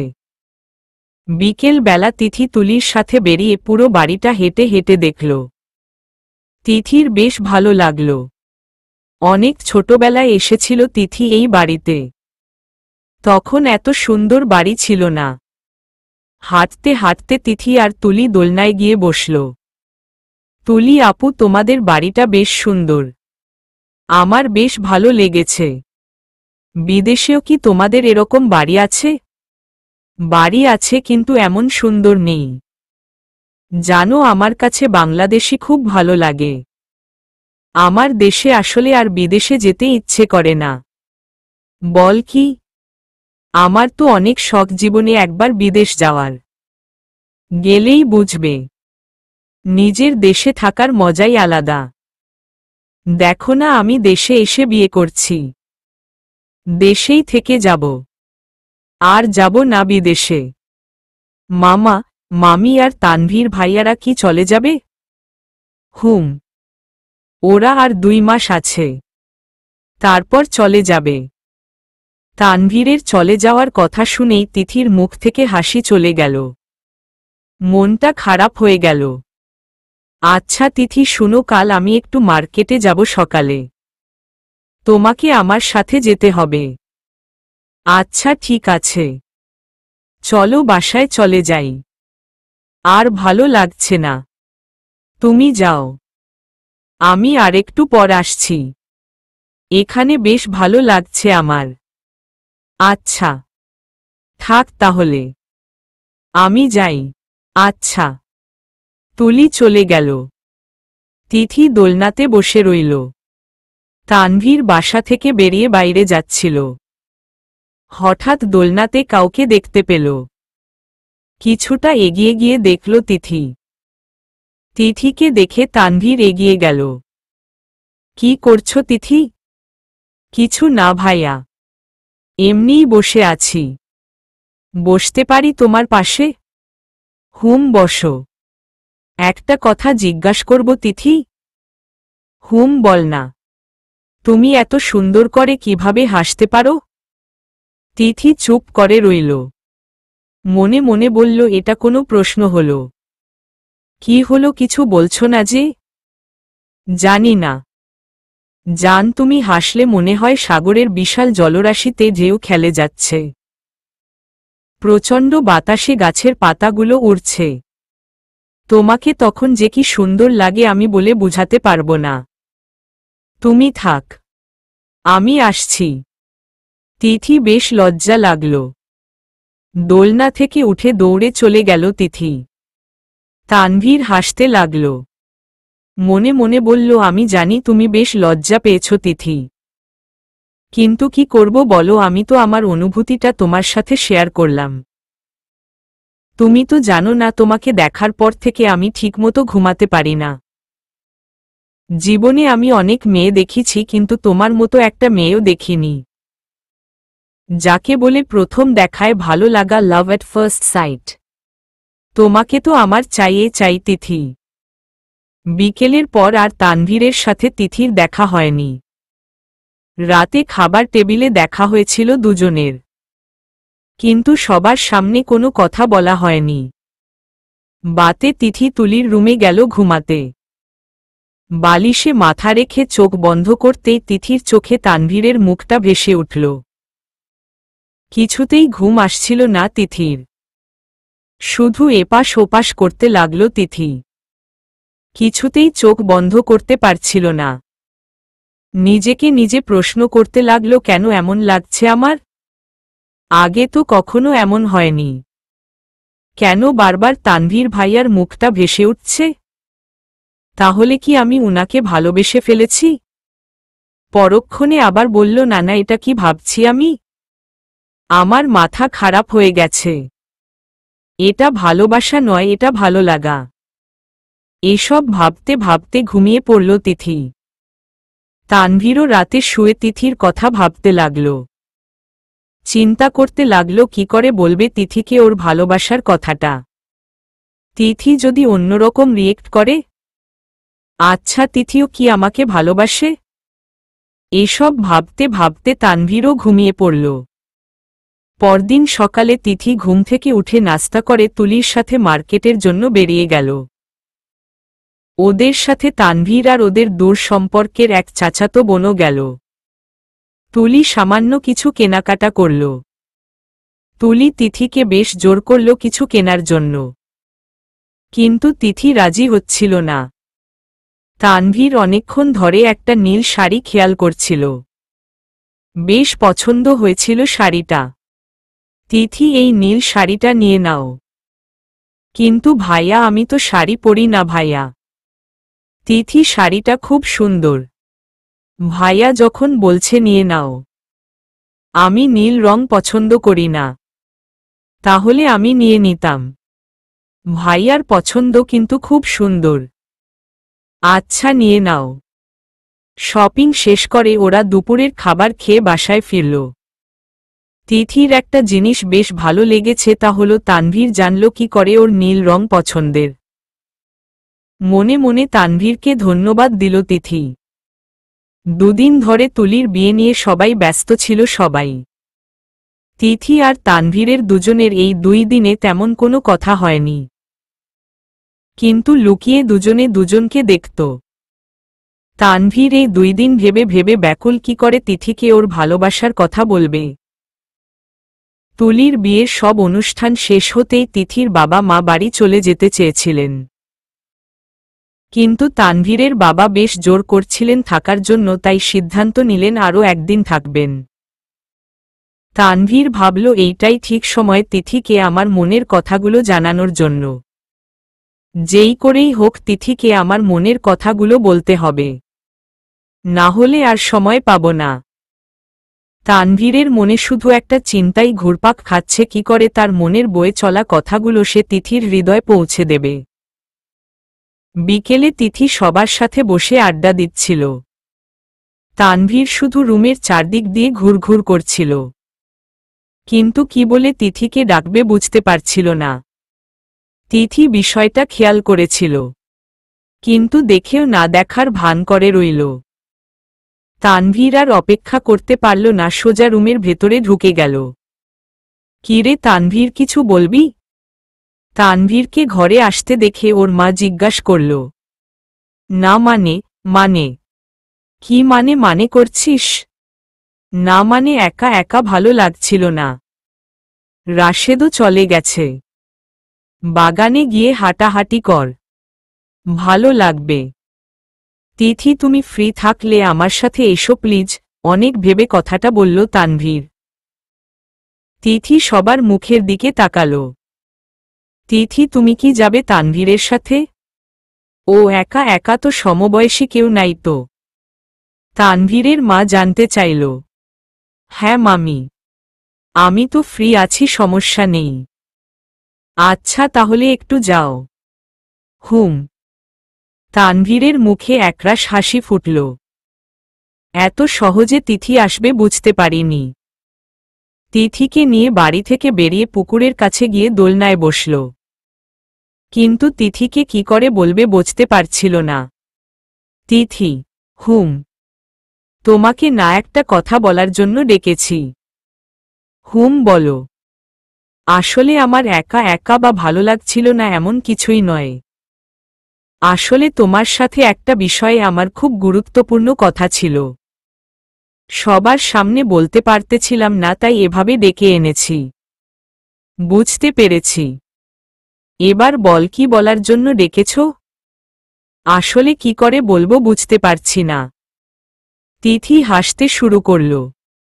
তিথি, এভাবে হেসো না, নিজেকে কন্ট্রোল করতে পারি না। তানভীরের কথাটা শুনে তিথির হাসি বন্ধ হয়ে গেল। এমন কিছু বলবে তানভীর তিথি একদম আশা করেনি। আসলে কেউ কখনো এমন কথা বলেনি। তিথি তানভীরের কোনো কথার ওর দিল না। চুপ করে রইল। কি ব্যাপার তিথি, কিছু বলছো না যে? কি বলবো? আপনি বলেছিলেন কি জানি বলবেন। হুম, বলতাম একটা কথা। বলেন। তানভীর ঘুরে তিথির দিকে তাকালো। তিথির চোখের দিকে তাকালো। তিথি চোখ নামিয়ে একটু সরে বসল। তিথি, তোমাকে যেদিন রাস্তায় প্রথম দেখেছিলাম তখনই তোমার জন্যে আমার মনে একটা মায়া তৈরি হয়েছিল। ওই প্রথম দেখায় আমি তোমাতে হারিয়ে গিয়েছিলাম। যখন রাস্তায় তোমাকে রেখে চলে যাচ্ছিলাম মনে হচ্ছিল কিছু যেন একটা রেখে চলে যাচ্ছি। আমি কখনো ভাবতে পারিনি তোমার সাথে আমার আবার দেখা হবে। শুধু দেখা নয়, আমি জানতে পারলাম তুমি আমাদের কাছের কেউ। তারপর তোমাদের ওইখানে 2 দিন থাকা, তোমাকে খুব কাছের থেকে দেখা। যেদিন তোমাদের বাড়ি থেকে চলে আসছিলাম আমার বেশ খারাপ লাগছিল। আমার ইচ্ছে করছিল না তোমাকে রেখে আসতে। তারপর তুমি আমাদের বাড়িতে এলে মনে হচ্ছিল আমি আবার আমার জীবন ফিরে পেয়েছিলাম। এই কয়দিন আমি ঠিকমতো ঘুমাতে পারিনি। যতবার চোখ বন্ধ করতাম শুধু তোমাকে দেখতে পেতাম। তোমাকে না দেখলে মনে হয় আমার দিন যায় না। আমি জানি না আমার এই অনুভূতির নাম কি। আমি দিনের কিছুটা সময় চাই শুধু তোমার কাছে। একদমই চোখ বন্ধ করে কথাগুলো বলল তানভীর। তিথি মুগ্ধ নয়নে তানভীরের কথাগুলো শুনছিল। মনে মনে বলতে লাগলো, আপনাকে কি করে বলি এই অনুভূতিটা আমার মধ্যে কাজ করে। আমিও পারি না আপনাকে না দেখে থাকতে। আমিও চাই আপনার দিনের কিছুটা সময়ে। তানভীর আস্তে করে চোখটা খুলল। দেখল তিথি অন্যদিকে তাকিয়ে আছে। কিছুটা ভয় পেল তানভীর। তিথি কি ব্যাপারটা ভালোভাবে নেয়নি? আমি কি আমার অনুভূতিটা তিথিকে বুঝাতে পারিনি? অনেকগুলো প্রশ্ন তানভীরের মাথায় ঘুরপাক খাচ্ছিল। তিথি, হুম। অন্যদিকে তাকিয়েই বলল, আমার দিকে তাকাও। আমি তাকাতে পারবো না, এমনি বলুন প্লিজ। তিথি উঠে দাঁড়াল। তিথির পেছনে তানভীরও উঠে দাঁড়াল। তানভীর তিথিকে ধরে ওর দিকে ঘুরাল। তিথির চোখে পানি টলমল করছে। তিথি, তুমি কি আমার কথায় কষ্ট পেয়েছ? না। তাহলে চোখে পানি কেন? এমনি চোখে কিছু পড়ছে মনে হয়। তিথি, আমার অনুভূতিগুলো তোমাকে জানানো বলে দরকার মনে হচ্ছিল। কথাগুলো আমার বুকে বোঝার মতো ছিল। তোমার কাছে শেয়ার করে আমি হালকা হলাম। আমি আর কয়দিন পর বিদেশে চলে যাব। কবে ফিরব জানি না, তাই তোমাকে কথাগুলো বলে গেলাম। তানভীরের বিদেশ চলে যাওয়ার কথা শুনে তিথি আর চোখের পানি ধরে রাখতে পারল না। টুপটুপ করে পানি পড়ছিল ওর চোখ থেকে। নিজেকে আর সামলাতে পারল না তিথি। দুহাত দিয়ে ঝাপটে ধরল তানভীরকে। চলে যাবেন না প্লিজ, আমি থাকতে পারবো না আপনাকে ছেড়ে। তানভীর তিথিকে সোজা করে দাঁড় করাল। চোখের পানি মুছে দিল। শুরু হলো তাদের নতুন সম্পর্ক, তাদের জীবনের নতুন অধ্যায়। কিছুদিন পর তানভীর পরিবারের সাথে বিদেশে চলে গেল। তিথি আর তানভীর সম্পর্ক আস্তে আস্তে এগুতে লাগল। ফোনে কথা বলা, দেখতে ইচ্ছে করলে ভিডিও কল দেওয়া, একে অপরের কাছে মনের অনুভূতিগুলো শেয়ার করা বেশ ভালোই চলছিল তাদের। তিথি ও পড়াশোনা চালাতে লাগল। 2 বছর পরের কথা। তিথি তখন অনার্স প্রথম বর্ষের ছাত্রী। একদিন তিথি ভার্সিটি থেকে বাসায় এসে দেখল বাসায় অনেক লোকজন। তিথি কিছু না বলে সোজা ভেতরে চলে গেল। তিথির পেছনে পেছনে ওর মা ওর ঘরে গেল। তিথি রেডি হয়ে নে মা। কেন? আর বাসায় মেহমান আসছে কে? তোকে দেখতে এসেছে। কি?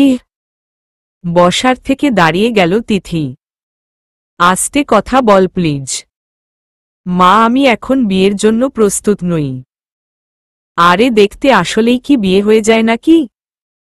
কিন্তু মা। কোনো কিন্তু নয়। তুই রেডি হয়ে নিচে আয় প্লিজ। দেখ উনারা অনেকক্ষণ ধরে বসে আছে, ভাল লাগে না। তিথির মা নিচে চলে যেতেই তিথি ফোনটা বের করে তানভীরকে ফোন দিল। কিন্তু ফোনের ওপাশ থেকে শব্দ ভেসে আসছিল, আপনার কাঙ্ক্ষিত নাম্বারে এই মুহূর্তে সংযোগ দেওয়া সম্ভব হচ্ছে না, অনুগ্রহ করে কিছুক্ষণ পর আবার কল করুন। 11 বার তানভীরকে কল দিল তিথি, কিন্তু বারবার বলছে ফোন বন্ধ। জিদে তিথির গা জ্বলে যাচ্ছে। সব কিছু ভেঙে ফেলতে ইচ্ছে করছে। ফোন বন্ধ করার আর সময় পেল না। ও কোথা থেকে আবার এই পায় পক্ষ গলায় এসে জুড়ল। ভাল লাগে না। তিথির মা কিছুক্ষণ পর আবার তিথির রুমে এলো। এসে দেখল তিথি এখনো রেডি হয়নি। কিরে, এখনো রেডি হলি না? বিরক্ত লাগছে মা। আর আমি এখন বিয়ে করব না। আরে জেদ করছিস কেন? সামনে বসলে তো আর বিয়ে হয়ে যাবে না। প্লিজ তৈরি হয়ে নে। যাচ্ছি। ইচ্ছে না থাকা সত্ত্বেও তিথি তৈরি হয়ে সবার সামনে গিয়ে বসল। কিছু বলতেও পারছিল না। ছেলের মা বলল, তোমার নাম কি মা? তিথি ছোট করে জবাব দিল, তিথি। বাহ, বেশ সুন্দর নাম। তিথির মায়ের দিকে তাকিয়ে বলল, ভাবি মেয়ে আমাদের পছন্দ হয়েছে। তিথির দিকে তাকিয়ে বলল, মা তুমি আমার ছেলের সাথে এতটুকু কথা বলে নাও। তোমাদের নিজেদের মতামত নিজেরা নিয়ে নাও। তিথি চোখ লাল করে ওর মায়ের দিকে তাকালো। ওর মা বিনয়ের সুরে বললেন, যাও তিথি। তিথি না পারতে ছেলেটাকে সাথে নিয়ে বারান্দার দিকে গেল।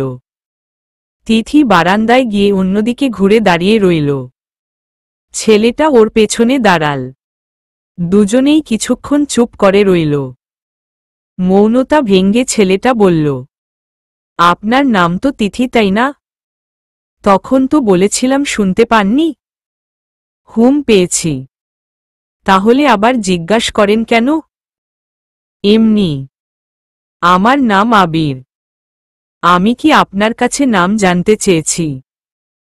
না। দেখুন, আমি আপনাকে বিয়ে করতে পারবো না। কেন জানতে পারি? কারণ আপনাকে আমার পছন্দ হয়নি। আপনি তো আমার দিকে ভালোভাবে তাকালেন না। তাহলে কেমনে বুঝলেন আমাকে পছন্দ হয়নি? আমার বয়ফ্রেন্ড আছে, আর আমি এত তাড়াতাড়ি বিয়ে করতে চাই না। একটু সামনের দিকে ঘুরবেন? তিথি সামনের দিকে ঘুরে তাকাল। ইচ্ছে করছিল এক ঘুষি দিয়ে ছেলেটার নাক ফাটিয়ে দিতে। কি হয়েছে বলুন, একটু ধমকের সুরে বলল তিথি। আপনি দেখতে অনেক সুন্দর, আমার বেশ পছন্দ হয়েছে।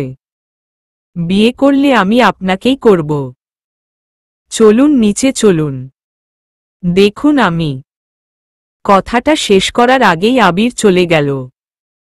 তিথিও পেছনে পেছনে গেল। কিরে, তোদের কথা শেষ হলো? হুম মা। কি সিদ্ধান্ত নিলি?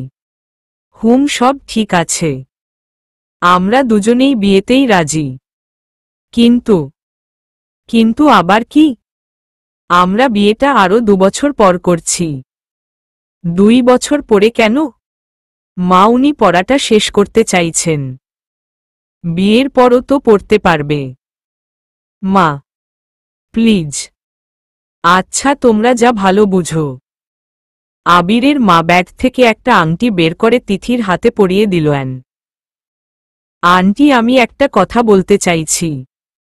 আপনি আর কি বলবেন? যা বলার আমি তো বলেই দিয়েছি। কথা কাটানোর জন্য বলল আবির। কিন্তু কোনো কিন্তু নয় মিশো তিথি। তিথি রাগে গজগজ করতে করতে নিজের রুমে চলে গেল। আবিররাও আরও কিছুক্ষণ থেকে সব কথা শেষ করে চলে গেল। তিথি রুমে গিয়ে হাতের থেকে খুলে আংটিটা খুলে ফেলে দিল। সব ছড়ে ফেলে দিতে ইচ্ছে করছিল। তিথির মা ওর রুমে ঢুকতেই পায়ের নিচে আংটিটা পড়ল। তিথি মা আংটিটা তুলে আবার তিথির হাতে দিল। মায়ের ওপর বেশ রেগে গিয়েছিল তিথি। দুজনের মধ্যে কথা কাটাকাটি হল। রাগ করে তিথির মা ওর রুম থেকে চলে গেল। তিথি তানভীরকে আবার কল দিল, কিন্তু বন্ধ। এরপর বেশ কিছুদিন কেটে গেল। তিথি রোজই তানভীরকে কল দিয়েই যাচ্ছিল, কিন্তু প্রতিদিনই মোবাইল বন্ধ পাচ্ছিল। একদিন তিথি ভার্সিটি থেকে বাসায় এসে দেখল ওর মা কাঁদছে। পাশে সবা গম্ভীর মুখে বসে আছে। কি হয়েছে মা? তানভীর, তানভীর। তিথির বুকের ভেতরটা মোচড় দিয়ে উঠল। এক অজানা আশঙ্কা ভর করেছে ওর মনে। বুকের ভেতরটা হু হু করে উঠল। চোখে পানি এসে গেল। মুখটা বিষাদের ছোঁয়ায় কালো হয়ে গেল। মনে মনে একটা কথা আওড়াতে লাগল, কি হয়েছে ওর? খারাপ কিছু? মা কেন কাঁদছে? কিছুক্ষণ পর আবার মনে হলো, কি হবে ওর? আমি শুধু শুধু চিন্তা করছি। নিজেকে কিছুটা শান্ত করে নিল তিথি। তানভীরের কি হয়েছে মা? আজ 3 দিন ধরে ওকে খুঁজে পাওয়া যাচ্ছে না, কাঁদতে কাঁদতে তিথির মা জবাব দিল। তিথি 2 পা পেছনে সরে দাঁড়াল। মাথাটা প্রচণ্ড ঘুরছে ওর। মনে হচ্ছে পায়ের নিচের মাটি আর মাথার ওপরের ছাদ সরে গেছে। চোখের পানি আর বাধা দিয়ে রাখতে পারল না তিথি। নদী যেমন নিজ গতিতে বহমান বয়ে চলে, তেমনি বহমানভাবে তার চোখের পানি পড়ছে। শরীরটা নিস্তেজ হয়ে পড়ল ওর। কোনো মতে সোফার ওপর বসে পড়ল তিথি। মুখ দিয়ে কথা বের হচ্ছে না। কোনো মতে মাকে জিজ্ঞাসা করল, কিভাবে মা? জানি না, তোর মামা ফোন দিয়েছিল। কান্নার জন্য কথা বলতে পারেনি। শুধু বলেছে 3 দিন আগে বাসা থেকে কোথায় যাবে বলে বেরিয়েছে আর ফিরে আসেনি। মামারা খোঁজ করেনি? কিছু বাদ রাখেনি? ফোন ফোন বন্ধ। তিথি নিজের ফোনটা হাতে নিয়ে কোনো মতে নিচের রুমে চলে এসেই দরজা বন্ধ করে দিল। দরজার কাছেই ফ্লোরে বসে পড়ল তিথি। ফোনটা হাতে নিয়ে তানভীরের নাম্বার ডায়াল করল, কিন্তু যতবার ফোন দিচ্ছে ততবারই বলছে বন্ধ। ফোনটা খাটের দিকে নিক্ষেপ করল তিথি। কিছুতেই নিজেকে শান্ত করতে পারছে না। এই কয়দিন ফোন ধরছে না বলে তিথির চিন্তা হয়েছিল, কিন্তু এত খারাপ কিছু হবে এটা চিন্তা করেনি তিথি। ফ্লোর থেকে উঠে খাটের ওপর উপর হয়ে শুয়ে পড়ল তিথি।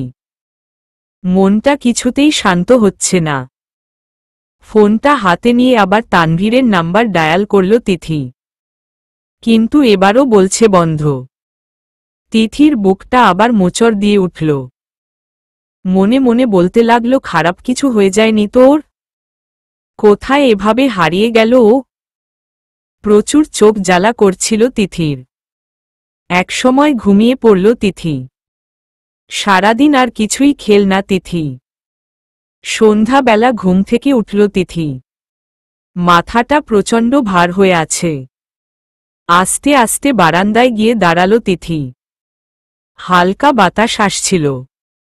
দাঁড়াতে বেশ ভালোই লাগছিল তিথির। মাথাটা কিছুটা হালকা লাগছিল। কিছুক্ষণ পর তিথির মা ওর রুমে আসলেন। রুমে দেখতে না পেয়ে বারান্দার দিকে গেল তিথির মা। দেখল তিথি বারান্দার এক কোণে দাঁড়িয়ে আছে। খুব বিষণ্ণ দেখাচ্ছে ওকে। আস্তে করে তিথিকে ডাক দিল, তিথি। তিথি আর চোখে তাকিয়ে দেখল ওর মা এসেছে। হুম বল, আজ সারাদিন কিছুই খাসনি, চল কিছু খেয়ে নিবি। ভালো লাগছে না মা। কেন? এমনি ভালো লাগছে না, আমাকে একটু একা থাকতে দাও। আচ্ছা একাই থাকিস, আগে কিছু খেয়ে নে। বলেছি তো খাবো না, এত জোর করছো কেন? প্লিজ যাও তুমি।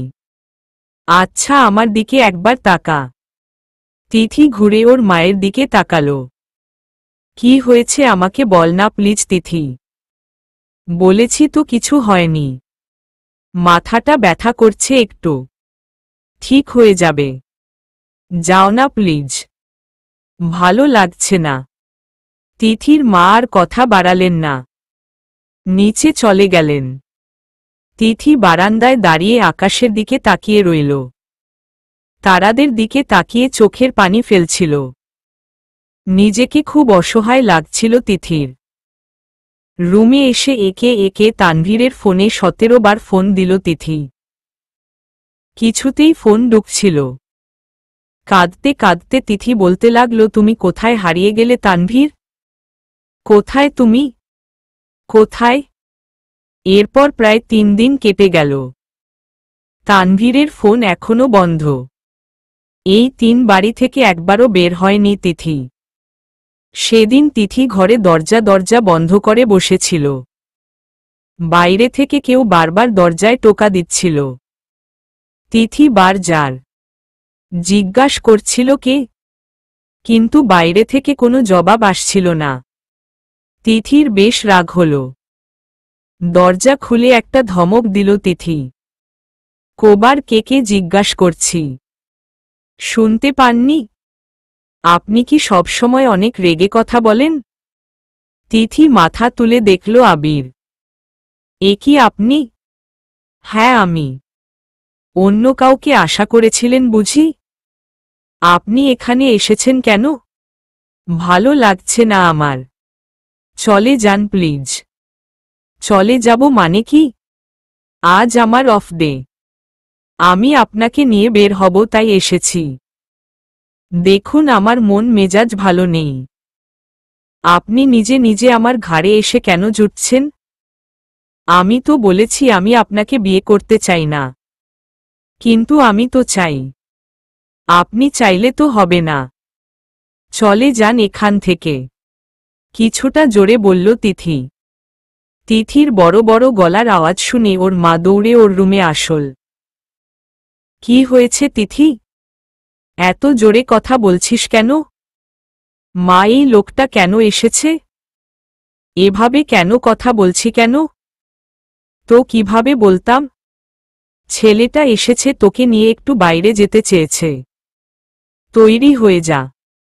আজ 3 দিন বাসা থেকে বাইরে যাসনি। এখন যা একটু ঘুরে আয়। ভালো লাগবে। মা প্লিজ, আর কোনো কথা বলিস না। বাবা তুমি আমার সাথে আসো।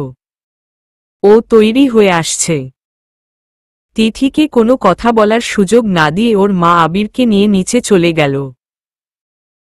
একে তো তানভীরের কোনো খোঁজ নেই, তার ওপর এখন এই ছেলেটার সাথে বের হতে হবে ভাবতেই প্রচণ্ড বিরক্ত লাগছিল তিথির। আবিরকে তো বকলো, সাথে নিজের মাকেও বকতে লাগল তিথি। রাগের বশে কি করবে তিথি নিজেও বুঝতে পারছিল না। কোনো উপায় না পেয়ে তৈরি হয়ে ড্রয়িং রুমের দিকে গেল তিথি। তিথিকে দেখে আবির দাঁড়িয়ে গেল, বলল চলুন। তিথি একটাও কথা না বলে হন হন করে বের হয়ে গেল। ওর মা কিছু বলতে গিয়েও চুপ করে গেল। আবিরও তিথির পেছনে পেছনে বেরিয়ে গেল। আবির গাড়ির সামনে গিয়ে দরজা খুলে দিতেই তিথি ভেতরে ঢুকে বসল। আবির অন্য পাশে যেয়ে গাড়িতে বসে গাড়ি চালু দিল। তিথি ম্যাডাম আপনি কি রাতে ঘুমান না? তিথি কোনো জবাব দিল না। রাগ করেছেন আমার সাথে? এবারও তিথি জবাব দিল না। কথা বলবেন না? এই আপনার সমস্যাটা কি বলেন তো? একে তো আমার ইচ্ছে না থাকা সত্ত্বেও জোর করে আমার গলায় ঝুলে পড়েছেন। তার ওপর বলেছি মন ভালো নেই, তারপরও জোর করে বাড়ি থেকে বের করে নিয়ে আসলেন। এসব ভালো লাগছে না আমার। কেন জোর করছেন আমায়? বলেছি তো আমি আপনাকে বিয়ে করতে চাই না। বলতে বলতে কেঁদে দিল তিথি। আবির তিথির দিকে তাকিয়ে দেখল তিথি কাঁদছে। বেশ খারাপ লাগলো আবিরের। পকেট থেকে রুমালটা বের করে এগিয়ে দিল আবির। চোখটা মুছে নিন। তিথি আবিরের হাত থেকে রুমাল নিয়ে চোখটা মুছে নিল। পানি খাবেন? না। আপনি কি জানেন না রাগ হলে আর মন খারাপ থাকলে পানি খেতে হয়? তিথি জবাব দিল না। আবির পানির বোতলটা হাতে নিয়ে তিথির দিকে এগিয়ে ধরল। তিথি অন্যদিকে তাকিয়ে পানির বোতলটা হাতে নিয়ে সামান্য একটু পানি খেল। আবির চুপচাপ গাড়ি চালাতে লাগল। তিথি গাড়ির গ্লাস দিয়ে বাইরে তাকিয়ে রইল। কিছুক্ষণ পর গাড়ি থামিয়ে আবির তিথিকে ডাকতে লাগল। এতক্ষণ ধরে তিথি তানভীরের কথা ভাবছিল। আবিরের ডাকে ঘোর কাটল তিথির। আবির দিকে তাকাতেই আবির বলল, নামুন। এটা কোনো জায়গা? আসুন, গেলেই দেখতে পাবেন। তিথি চারদিকে তাকিয়ে জায়গাটা দেখতে লাগল। বাহ, জায়গাটা তো বেশ সুন্দর। পছন্দ হয়েছে আপনার? হুম, এই জায়গাটা বেশ পছন্দের আমার। প্রায় আসি। আজ প্রথম কাউকে নিয়ে আসলাম। কেন আপনার গার্লফ্রেন্ডকে নিয়ে আসেননি? গার্লফ্রেন্ড? হা হা হা। হাসছেন কেন? আমার কোনো গার্লফ্রেন্ড নেই। ও। তিথি আর কথা বাড়াল না। বেশ কিছুক্ষণ দুজনে চুপচাপ বসে রইল। কিছুক্ষণ পর আবির বলল, ফুসকা খাবেন? না। আপনি ফুসকা পছন্দ করেন না? হুম করি। তাহলে? ইচ্ছে করছে না। বেশ কিছুক্ষণ ওইখানে থেকে ওরা বাসায় উদ্দেশ্যে রওনা দিল। এরপর প্রায় 1 বছর কেটে গেল। তিথি আজও তানভীরকে ফোনে রোজ ফোন দেয়, কিন্তু সেই একই কাহিনী, ফোন বন্ধ। আবির মাঝে মধ্যে তিথিকে ফোন দেয়। তিথি ইচ্ছে হলে ফোন ধরে আর ইচ্ছে না হলে ধরে না। ধরলেও টুকটাক কথা বলে। সবাই বলে তানভীর মরে গেছে। তিথির মন কিছুতেই মানছিল না তানভীর আর নেই। রোজই তানভীরকে ফোন করা তিথির একটা রুটিন হয়ে গেছে। কিন্তু এভাবে আর কত? কিভাবে চলবে তিথির জীবন? অবশেষে সব স্মৃতি মুছে দিতে চাইল তিথি। একদিন আবির অফিসে বসে ওর কাজ করছিল। হঠাৎ ওর ফোনটা বেজে উঠল। আবির মোবাইলটা হাতে নিয়ে দেখল তিথির ফোন। বেশ অবাক হল আবির। এই 2 বছরে তিথি একবার ও নিজের থেকে আবিরকে কল দেয়নি। কি ব্যাপার ম্যাডাম? সূর্য আজ কোনো দিক দিয়ে উঠেছে? ইয়ার কি করবেন না?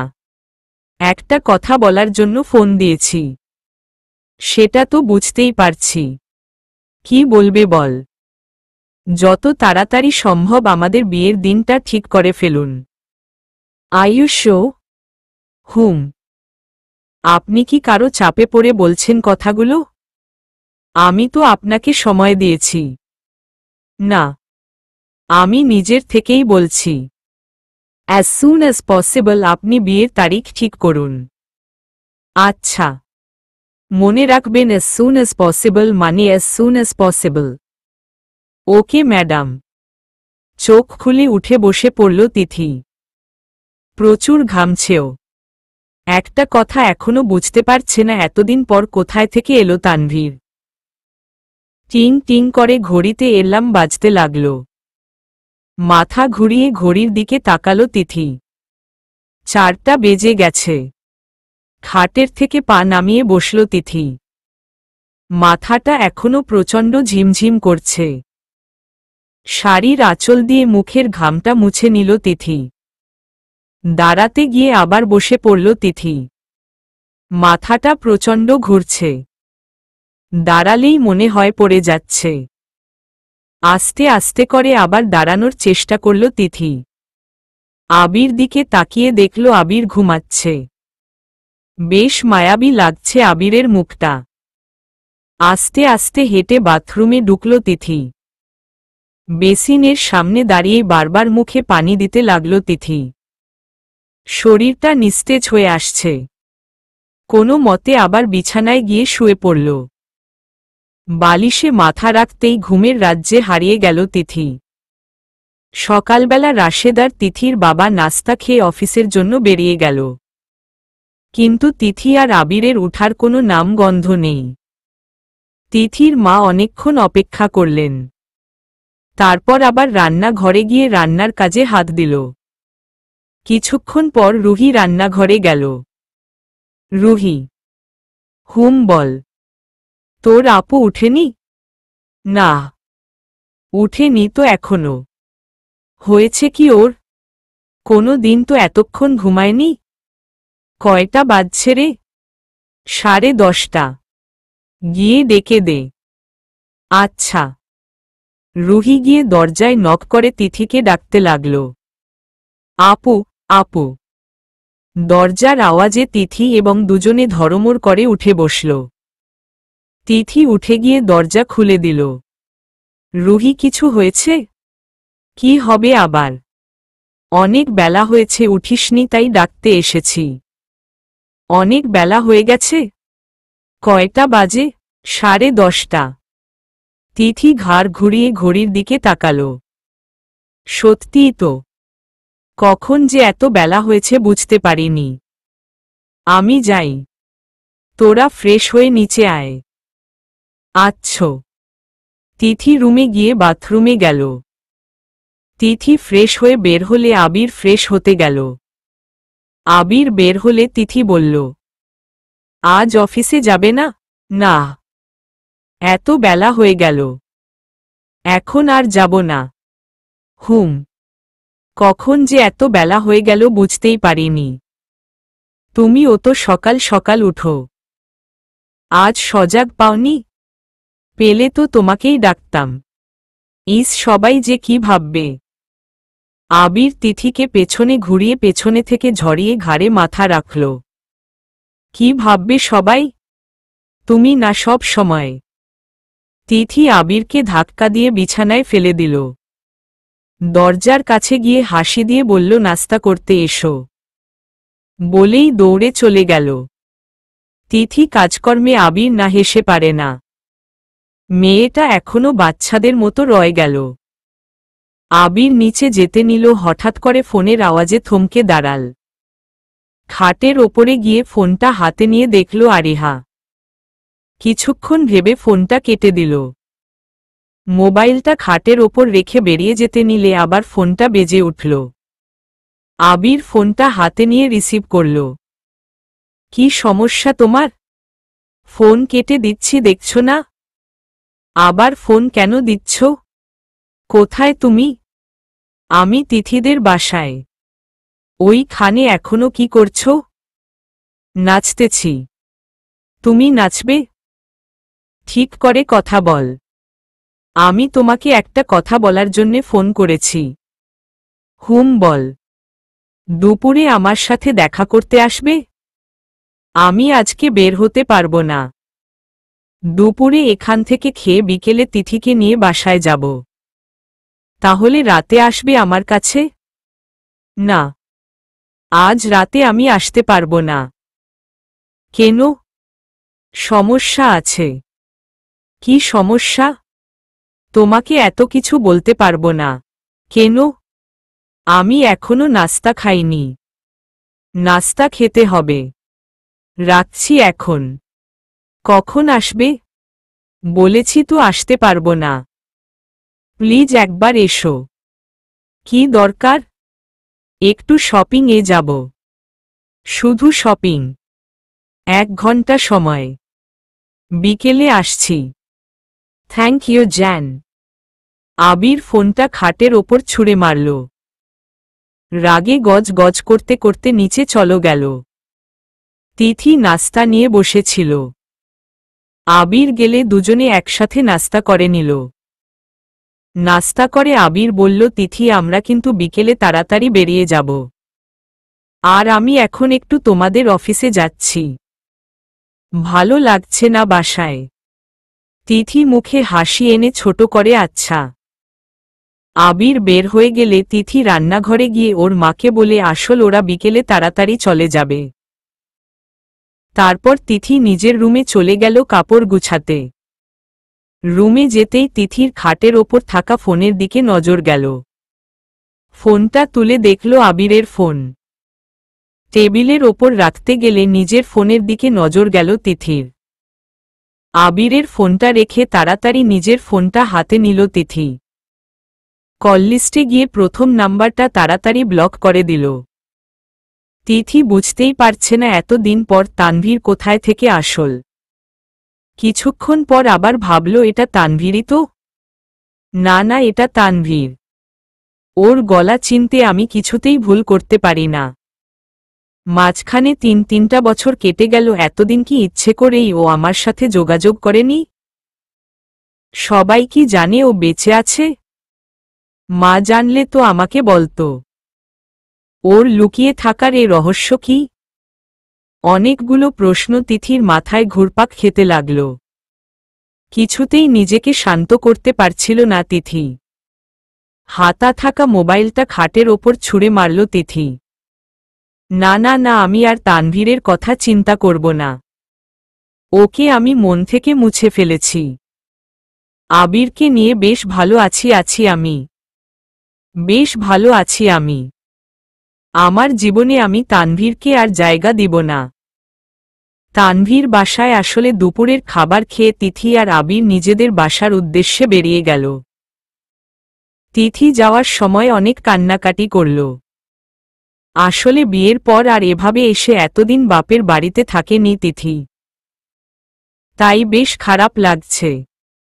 বাড়ি ফেরার সময় তিথি আবিরকে বলছিল, তোমার কি একটু সময় হবে? কেন?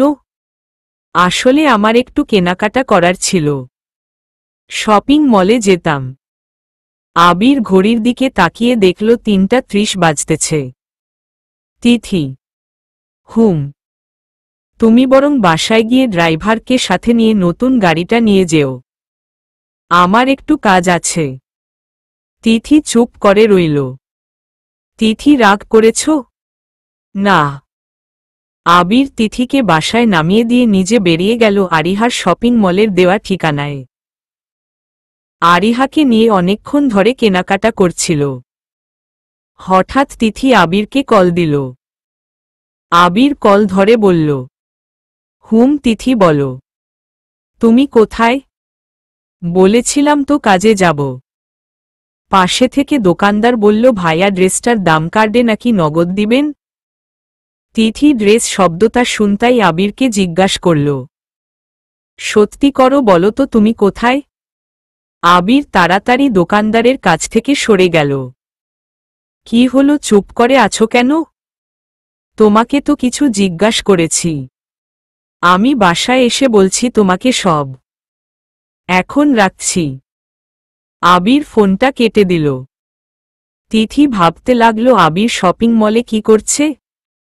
আমার সাথে যেতে বললাম, বলল কাজ আছে। আর বাসায় এসে কি বলবে সব আমাকে? চলবে।